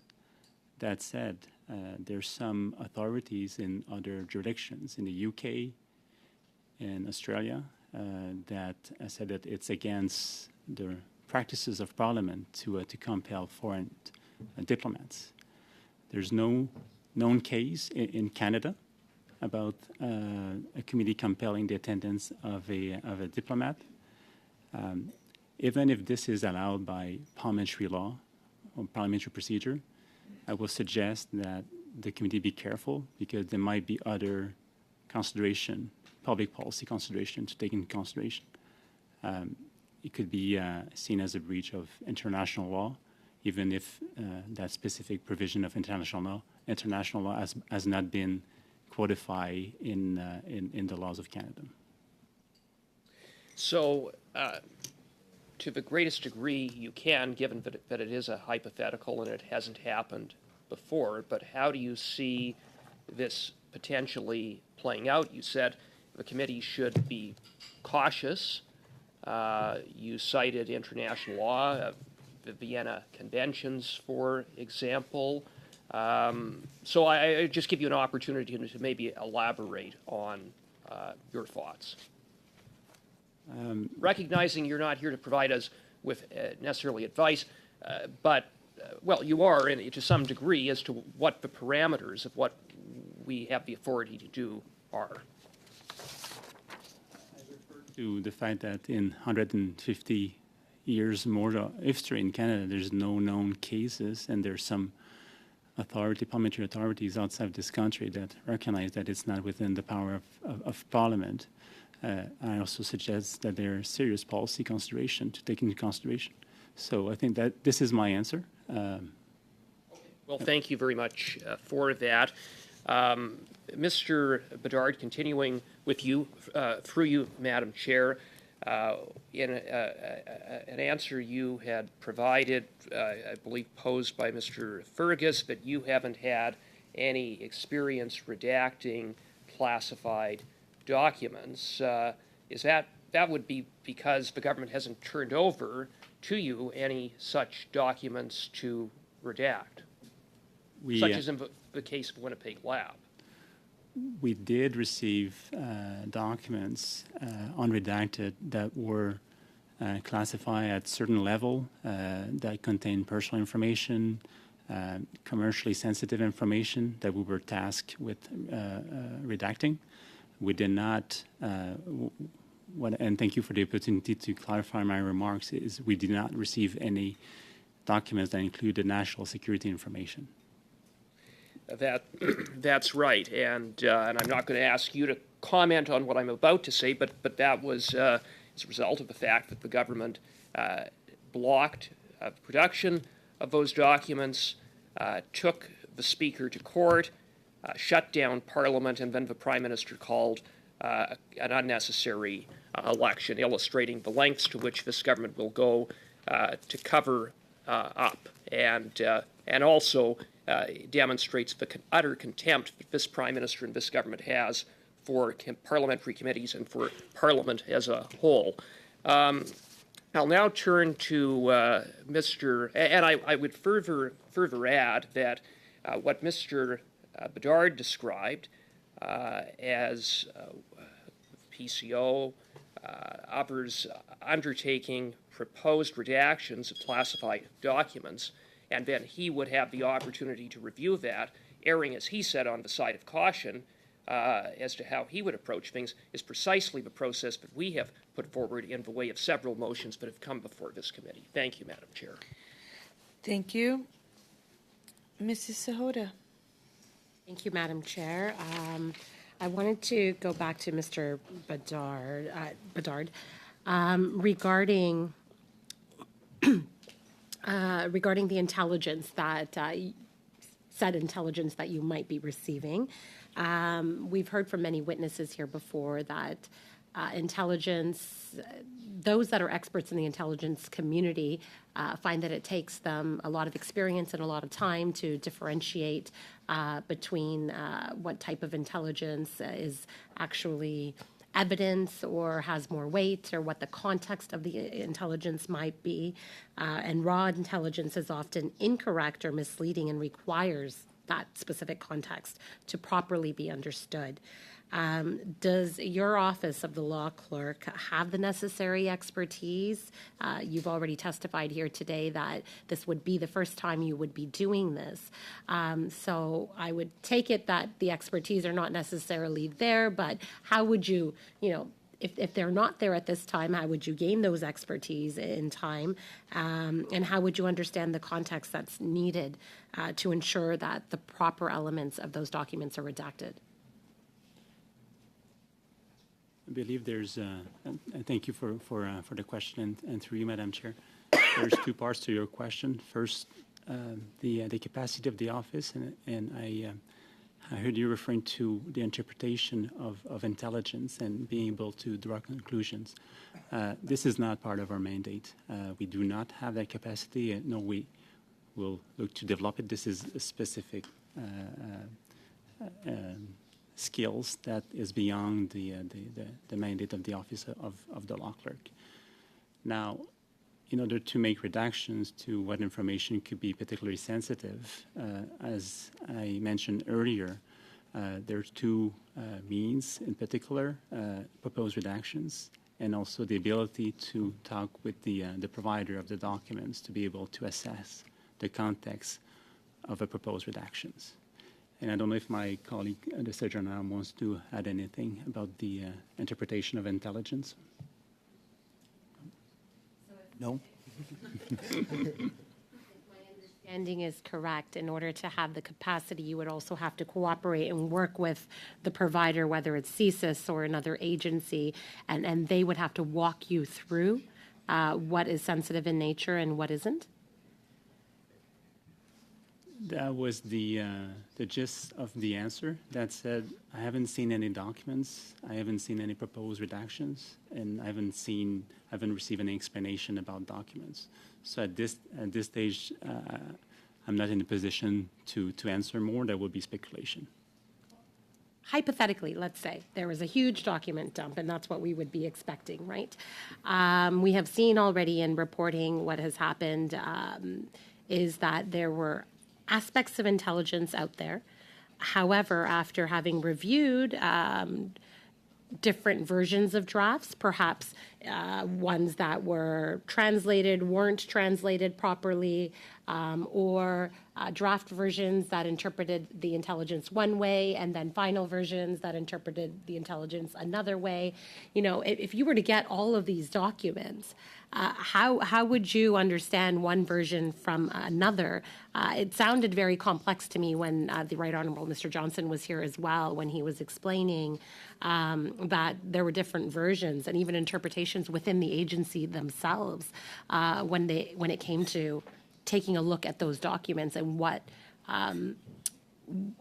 they should be conveying to parliamentarians, to average Canadians that will be then consuming the information that comes to committee. The question is how I will go about assessing multiple draft. Again, I'll have to refer to any proposed redactions from the provider and any conversation that I might have with them. As I said, the mandate of the Office of the Law Clerk will not be to provide any interpretation or draw any conclusion. It will be to redact sensitive information. So if there are various drafts and the same information or variation of the same information is in all these drafts, we will be consistent in our redaction. But we're not in the business of drawing conclusion. That will be for the committee to do. That's exactly my worry, is that you won't be taking a look at that evidence and drawing any conclusions. But however, if the evidence that's needed to be redacted gets missed or is not redacted, we would then draw certain conclusions, and Canadians would draw perhaps potentially incorrect, dangerous conclusions of the evidence. So I believe that is my time. There are so many more questions to ask from other witnesses. I know. Is Madame Goudreau. Merci. Thank you very much. I'm learning a great deal, and I would also like to learn that through all of the testimony, there's, of course, been talk about a lot more foreign interference. Be aware of who has all of the necessary qualifications to process classified documents. There's been a lot of talk about national security and foreign interference. I would like you to talk a bit more about this, because I'm not sure I understand when we're told you need to be careful about national security, and there is more foreign interference. Can you educate me more about this? You have a minute. Ma'am, I think the best organizations to provide information to our members of parliament on national security would be the Royal Canadian Mounted Police, and then on foreign interference, CSIS. So those are our best resources, and I think if I would try to do that here, I would be doing you and them an injustice. J'aimerais savoir. I would like to know, in fact, because I'm well aware that you're waiting for the recommendations from this committee, but with all of the testimony, I imagine you already have a good idea about the actions that will be taken very quickly. Can you give us any idea of what is to come in your action plan to make this shift and to have good management when it comes to your management of foreign interference and its management? Ma'am, Our plan is to start off with an initial series of briefs to the members of parliaments, followed up with regular awareness sessions on any developments relating to national security and or foreign interference. And more importantly, when the members first are elected to the House, we want to beef up our member orientation program and inform them of these concerns right at the start as they're starting their duties as a member of parliament, and not wait a year or two and brief them after something may have happened. Thank you. Mrs. Blaney. Well, thank you, Madam Chair. And I think I will come back to the law clerk. Thank you, Mr. Medard, for your patience with me. So if I understand this correctly, from what I've heard from the other testimony, is that you could receive the information, you feel you have the security clearance. And I guess what I'm trying to get clarity on is, how would you identify what is appropriate to redact?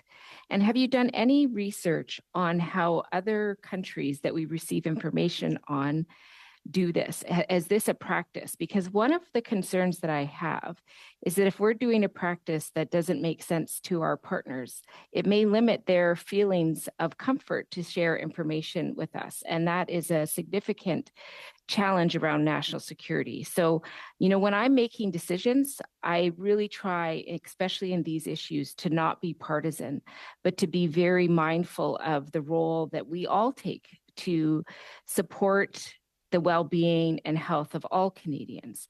And so as we move through this process, I am just trying to understand that. So if you could answer that question, it would really support me in understanding what thoughtfulness I need to take as things come before me. Thank you for the question. In terms of practices in other jurisdictions, I'm not aware of any similar practices where the law clerk's office or its equivalent is asked to make redactions. That said, as I mentioned earlier, this practice of having the administration, be it the law clerk or the clerk of the committee, redact documents is a new practice in the Canadian Parliament, and we didn't have the opportunity to do a deep research in other jurisdictions to see if there's other jurisdictions that have similar mandate. In terms of how we will proceed with the redactions, as I indicated, we will rely on proposed redactions, provided that any order for the production of document include also the requirement to propose redactions, as well as on the ability to speak with the providers of the documents so that we can get proper context to assess the sensitive nature of the information, and also, in case of doubt, err on the side of caution. Thank you. That was 2 minutes, 40 seconds. The beep didn't go off, but thank you for being you, Mrs. Blaney. Mr. Berthold, 5 minutes. Mr. Berthold? Sorry, Mr. Cooper, 5 minutes, exact. Madam Chair, I will be moving a motion that in relation to its order of reference of Wednesday, May 10th, 2023, concerning the intimidation campaign orchestrated by Wei Zhao against the member for Wellington Halton Hills and other members the committee invite to appear within 10 days, Sheila Block, counsel to Special Rapporteur David Johnson, on her own for 2 hours, Valerie Gervais, founder and chief executive officer, Orchestra, on her own for 1 hour, and Don Guy and Brian Topp, founding partners GT and Company, together on a panel for 2 hours. And the motion has been distributed to members in both official languages. And I will now, through you, Madam Chair, briefly speak to the motion.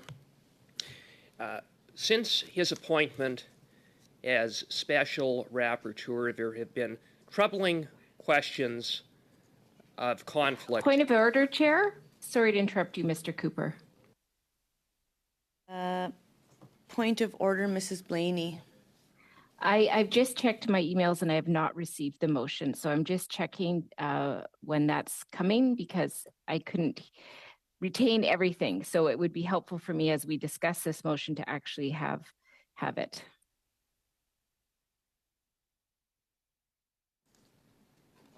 Mrs. Point Mr. taken. Cooper, you don't have the floor. And when I give you the floor, you get the floor. We know how this works. And I'm glad you're smiling and finding it entertaining. I don't. The people who run the House of Commons, do we need them here for this, or can they actually get back to doing what they need to do? Because this is a regular occurrence. We invite witnesses, people have questions lined up, and then I don't even know what it is that you think you're doing, Mr. Cooper, because we can function. These are our democratic institutions, for goodness sakes, people. This is not a different... I have the floor, Mr. Cooper, and we don't push the button, as I've said, because of interpretation and the people who provide us both official languages and regard. So, Mrs. Blaney, do you have it now? I just received it. Thank you so much. And I apologize for disrupting the process. I appreciate that you didn't disrupt the process. I'm going to give the floor back to Mr. Cooper. Mr. Turnbull, I do know that you have questions, and I will do my best. And I also will just note, we're not new. We know that resources are limited. We know that we don't have extra resources today. I went around and I said the first panel was going to go over for 5 minutes extra. We're going to keep everyone here tight. We gave everyone who's helping us function that information, and then there's just this whatever happening. Point of order, Mrs. Blaney? Oh, no, I just want to be added to the list. Sorry. I'll add you on. Mr. Cooper. Thank you, Madam Chair. And first of all, I think it would be appropriate that our panel of witnesses be dismissed. Mr. Turnbull going to have his 5 minutes? Because he's on the list of people who are supposed to be asking questions. Well, You don't have questions? no, I think we should be dealing with this motion. So you do not have any more questions for the panel, Mr. This takes precedence, so I'm prepared to. I would like to deal with this motion, but you had asked if they could be dismissed. I'm saying that's fine with me.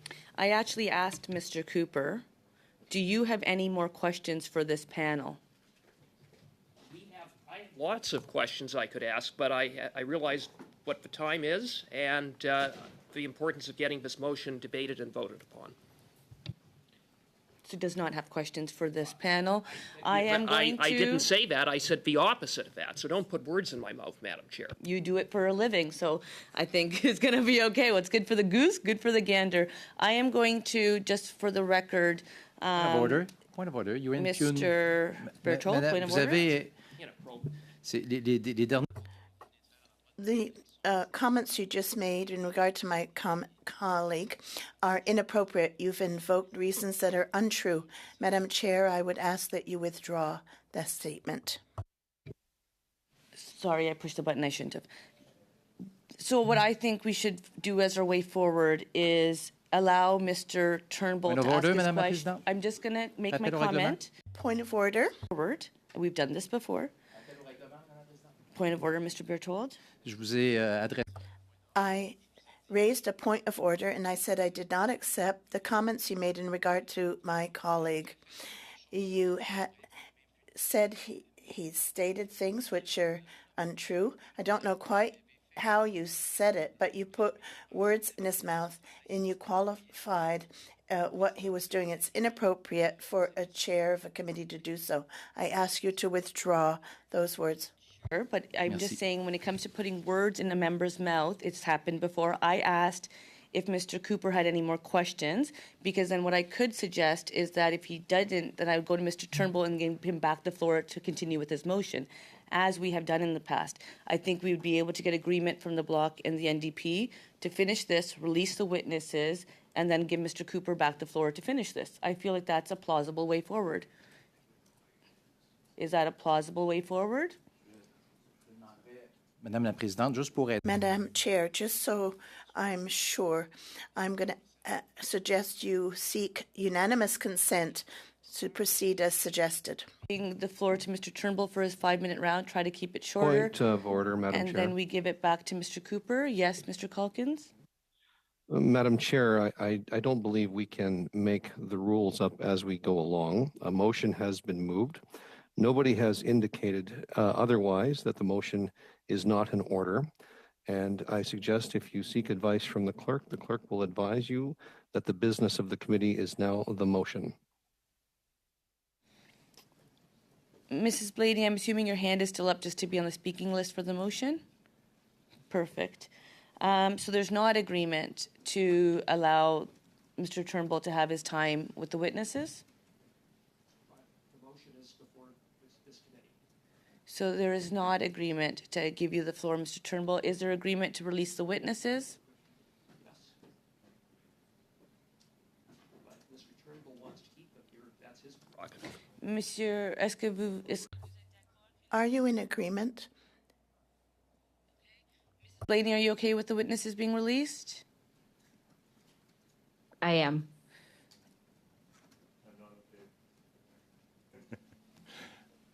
Madam Chair, but You'll make if it that's work? the will of the committee, if that's the will of the committee, I would like to have my spot With that, to I ask would questions. like to thank you for your time and attention today. We wish you the best and thank you for your service. If there's anything else you'd like to add, please just send it to the clerk. We'll have it translated in both official languages.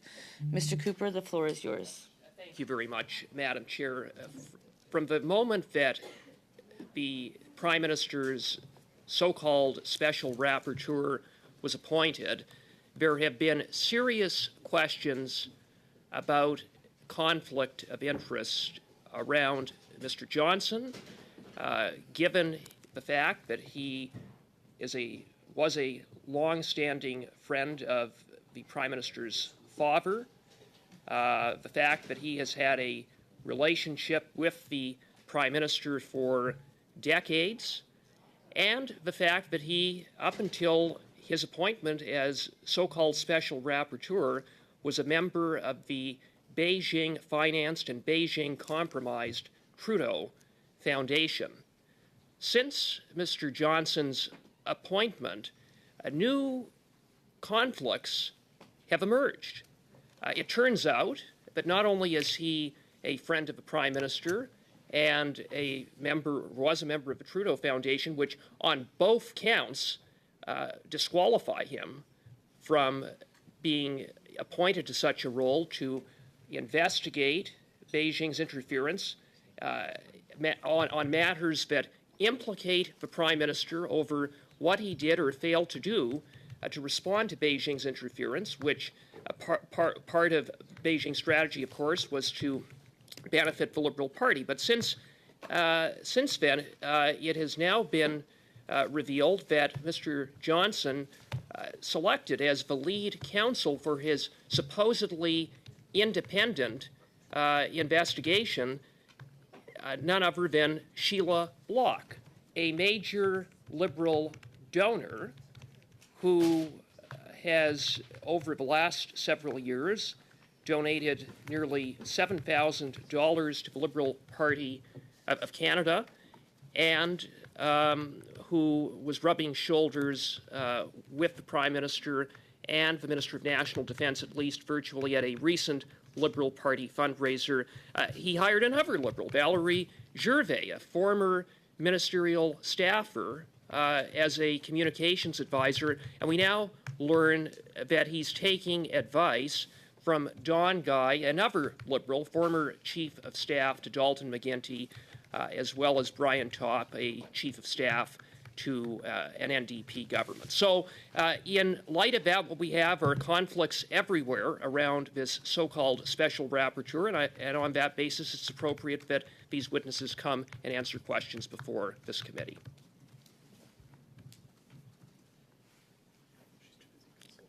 I'm not sure where the chair is, but thank you, Madam Chair.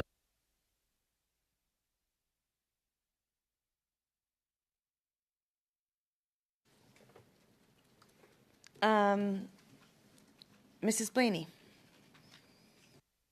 Well, thank you so much, Chair, and I thank Mr. Cooper for bringing this forward. I am going to offer an amendment to remove section C. I'm not averse to having the conversation, but I'm not prepared to make that decision. I know that the people in section C are not receiving any compensation. I think that's something that I could explore at a later date, but today, just to get things done quickly, I think that would be the best way to move forward. So, Madam Chair, I'm officially asking for that to be amending the motion and hoping to see section C removed. The Mr. rest of it I can support, just for clarity. Thank you. Mr. Cooper. Thank you, Madam Chair, and I appreciate Ms. Blaney's comments, and I am amenable to removing paragraph C. I think that both witnesses should appear, but this is something that perhaps could be looked at on another day.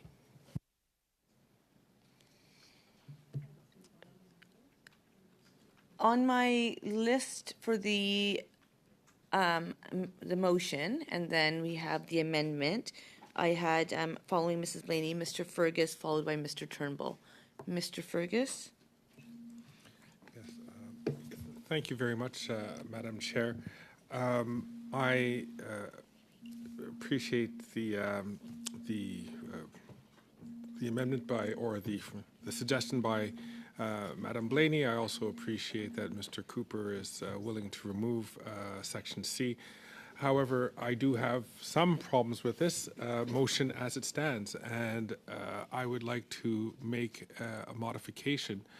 I think we've gotten into a bad habit, Madam Chair, of detailing who and when, who comes for how long before committee.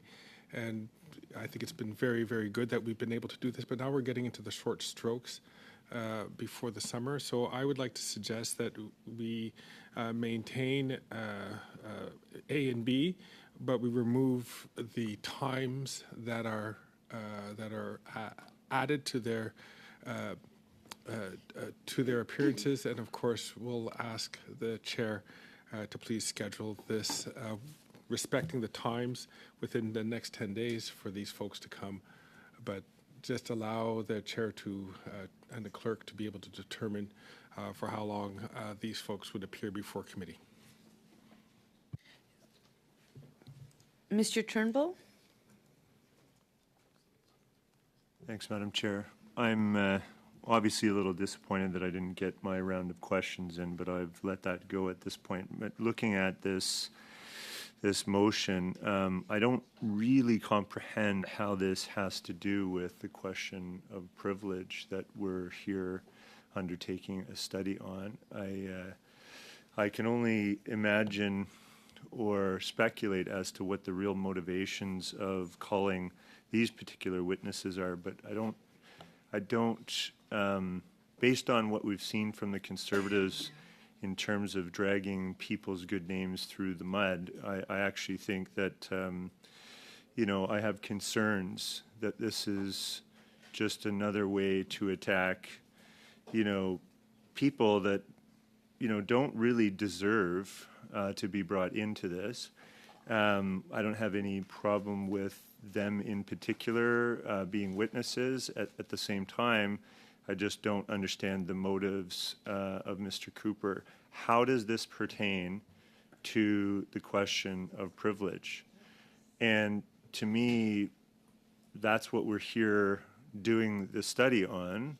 We realize that now has included another, maybe several other members of Parliament, we'll see. But, as a study that we're doing, I mean, what we're trying to get to the bottom of is, whether Mr. Chong's privileges were infringed upon by the threat of intimidation or interference that never materialized itself, which has been documented multiple times by national security experts, including previous witnesses.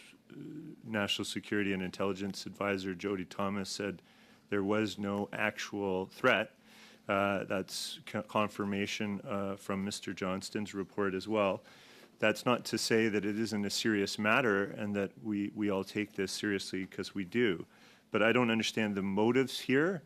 I think it's to bring additional people into this to then drag through the mud for political gain. And if that's what the Conservative Party's motivations are, which seem to be the case based on the experiences that I've had on this committee, then I can't support this motion. And I would suggest that maybe we should, consider some amendments to it. I'm not opposed to what Ms. Blaney has said, but I would say just looking at what the value of this motion would bring to our current work, and I don't see it. I don't see the value of it, let alone the amount of time that's been specified here, which I think is a lot of the committee's time for witnesses that I don't see how they're relevant to the particular study. They're another example of trying to create suspicion out of someone who has integrity and credibility that's been cited by the Conservative Party because they need to attack the person and discredit Mr. Johnston because they don't like the conclusions in his report that are based on facts and evidence. So when you're desperate and you don't have truth on your side, what you do is you attack the person, which is a well-known, tactic that's been used in rhetoric since time immemorial. It's attack the person. Madam Chair, point of order. It seems that the discussion should be on the amendment rather than on the original motion. Yes, Mr. Turnbull, could you please speak to the amendment? I do understand you wanted to add the other issues because it's part of the entire conversation, and we do that sometimes, but perhaps you could try to speak to the amendment more specifically. Sure. I mean, I support generally the amendment that Ms. Blaney has put forward. I think perhaps maybe I'll cede the floor for the moment, and maybe we'll be able to get to a vote on the amendment. And then I'd like to put my name back on the list for the motion itself, please, Madam Chair. So I actually already have you on the motion itself, so I'll revert back because Mr. Fergus and yourself were on it, and I just came to you because of it. I'll add you on too. So I don't have any other speakers for the amendment. I'm going to call the question on Mrs. Blaney's amendment to Mr. Cooper's motion. Clerk. All right, Ms. Blaney. I vote in favor. Ms. Van den Beld.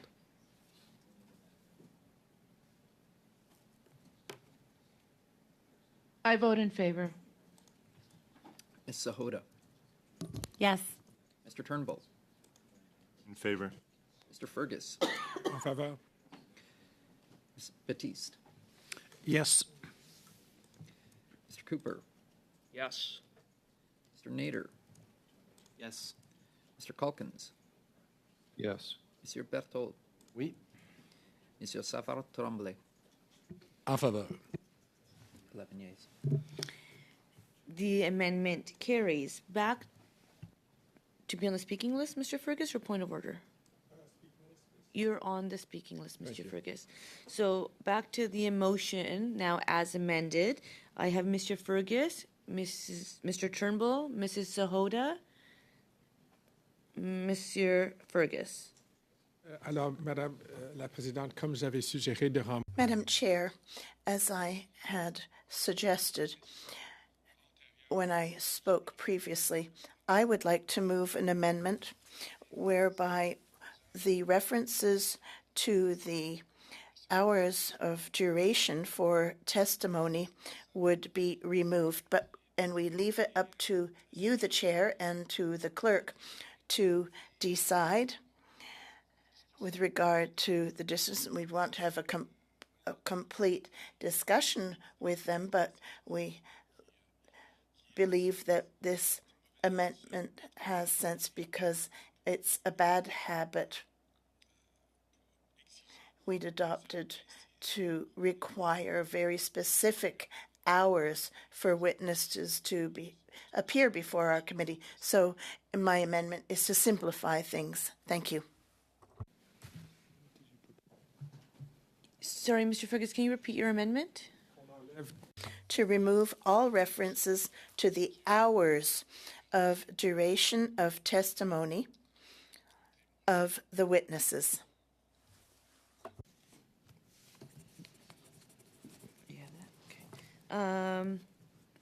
On the amendment, so I'll just go with my list and then come back to you for the main motion, Mr. Turnbull. Would you like to go on the amendment? No. Mrs. Sahota, on the amendment of Mr. Fergus? No. On the main motion. Any other comments? So we'll call the question on the amendment of Mr. Fergus. Mr. Fergus. Ms. Vandenbelt. In favor. Ms. Sahota.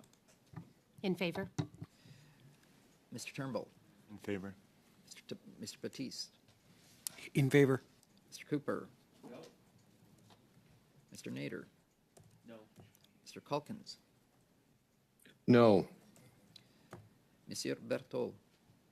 No. Monsieur Savard Tremblay. En favor. Ms. Blaney. No. 6 yeas, 5 nays. The amendment carries.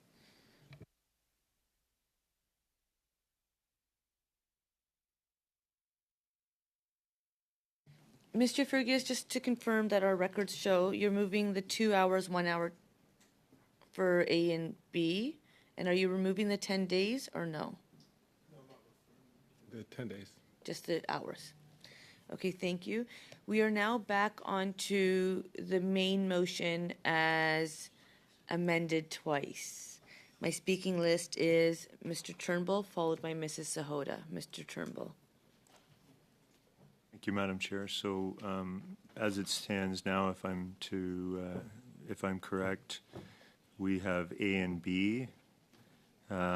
We've eliminated C. I'm just verifying this, and we've removed the reference to the number of hours from both A and B. That's correct? Thanks, Madam Chair. Okay, so I still have I think the similar concerns that I was expressing earlier in relation to this motion. I really don't see how Ms. Block and Ms. Gervais are going to contribute to the work that we're doing.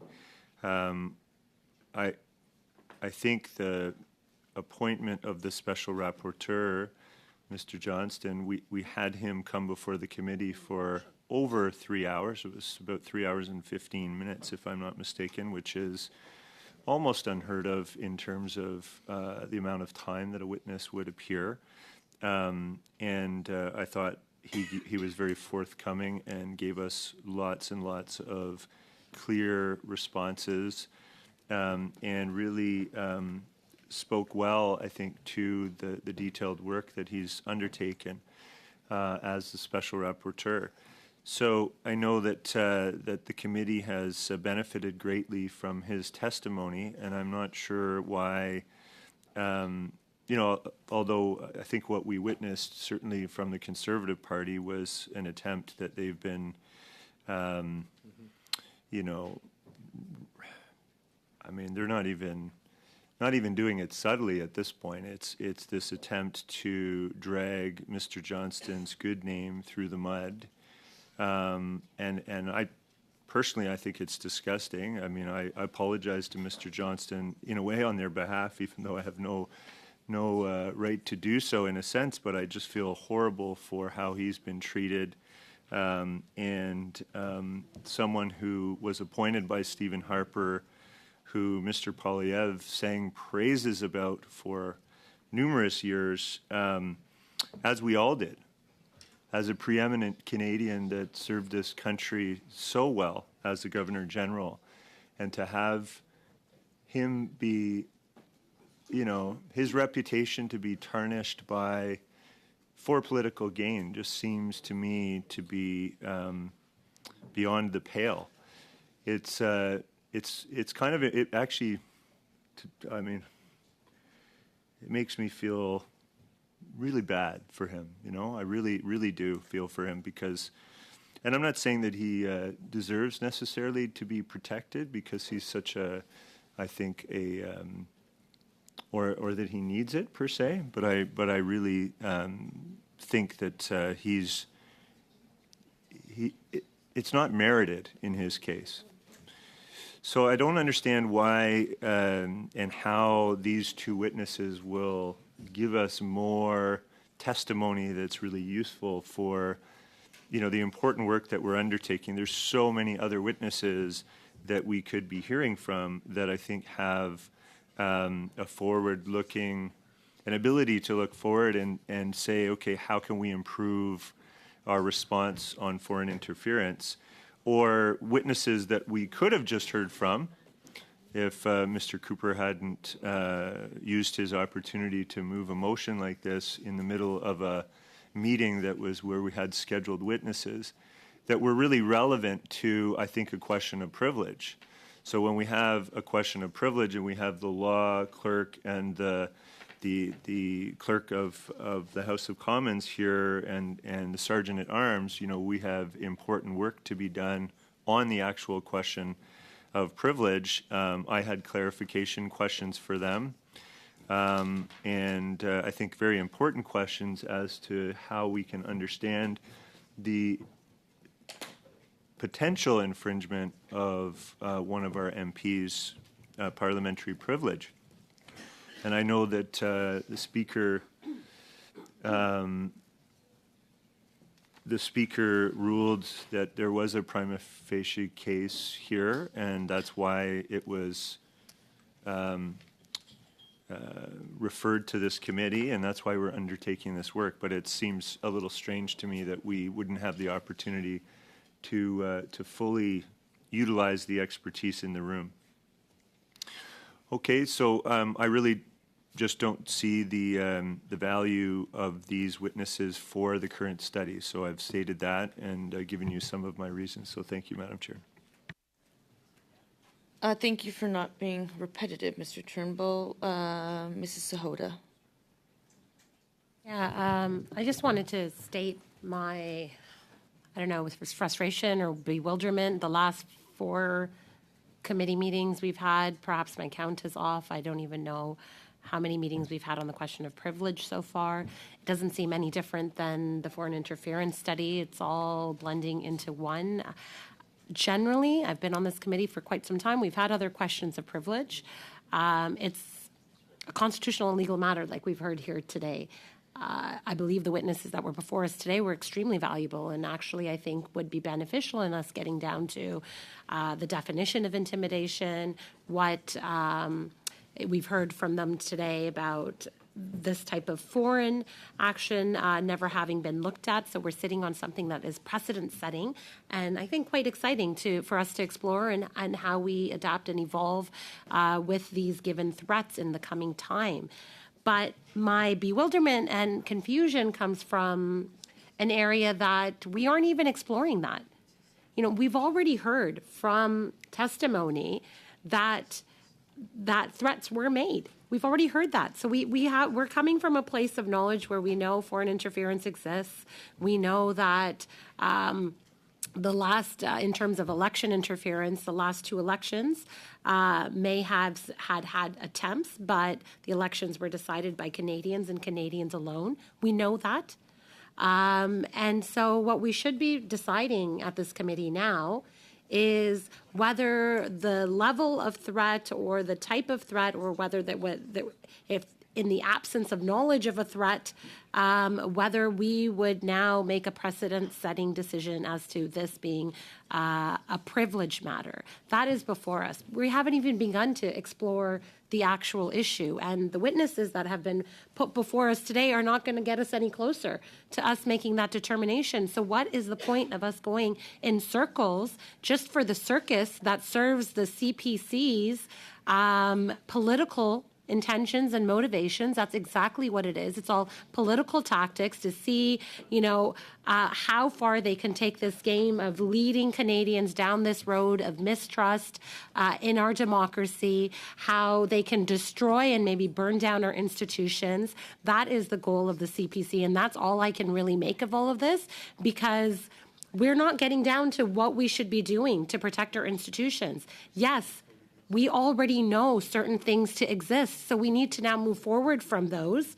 We know that a colleague of ours that happens to be a member of the CPC, and I feel badly for what has happened, now we need to figure out how to solve that problem. One thing that's already happened, and we've heard, is that there has been directive given by the Public Safety Minister to make sure that any incidents of intimidation or foreign interference involving parliamentarians is quickly elevated and brought to the attention of our security agencies and ultimately the Prime Minister. This is important. This is a good outcome, I would say, as I was questioning some of the witnesses here today. Although it's taken us to getting through a lot of mud and unnecessary stuff, we're getting to some good conclusions. But I don't believe having this meeting with these witnesses are getting us any closer to answering the question of whether this is a matter of privilege or not.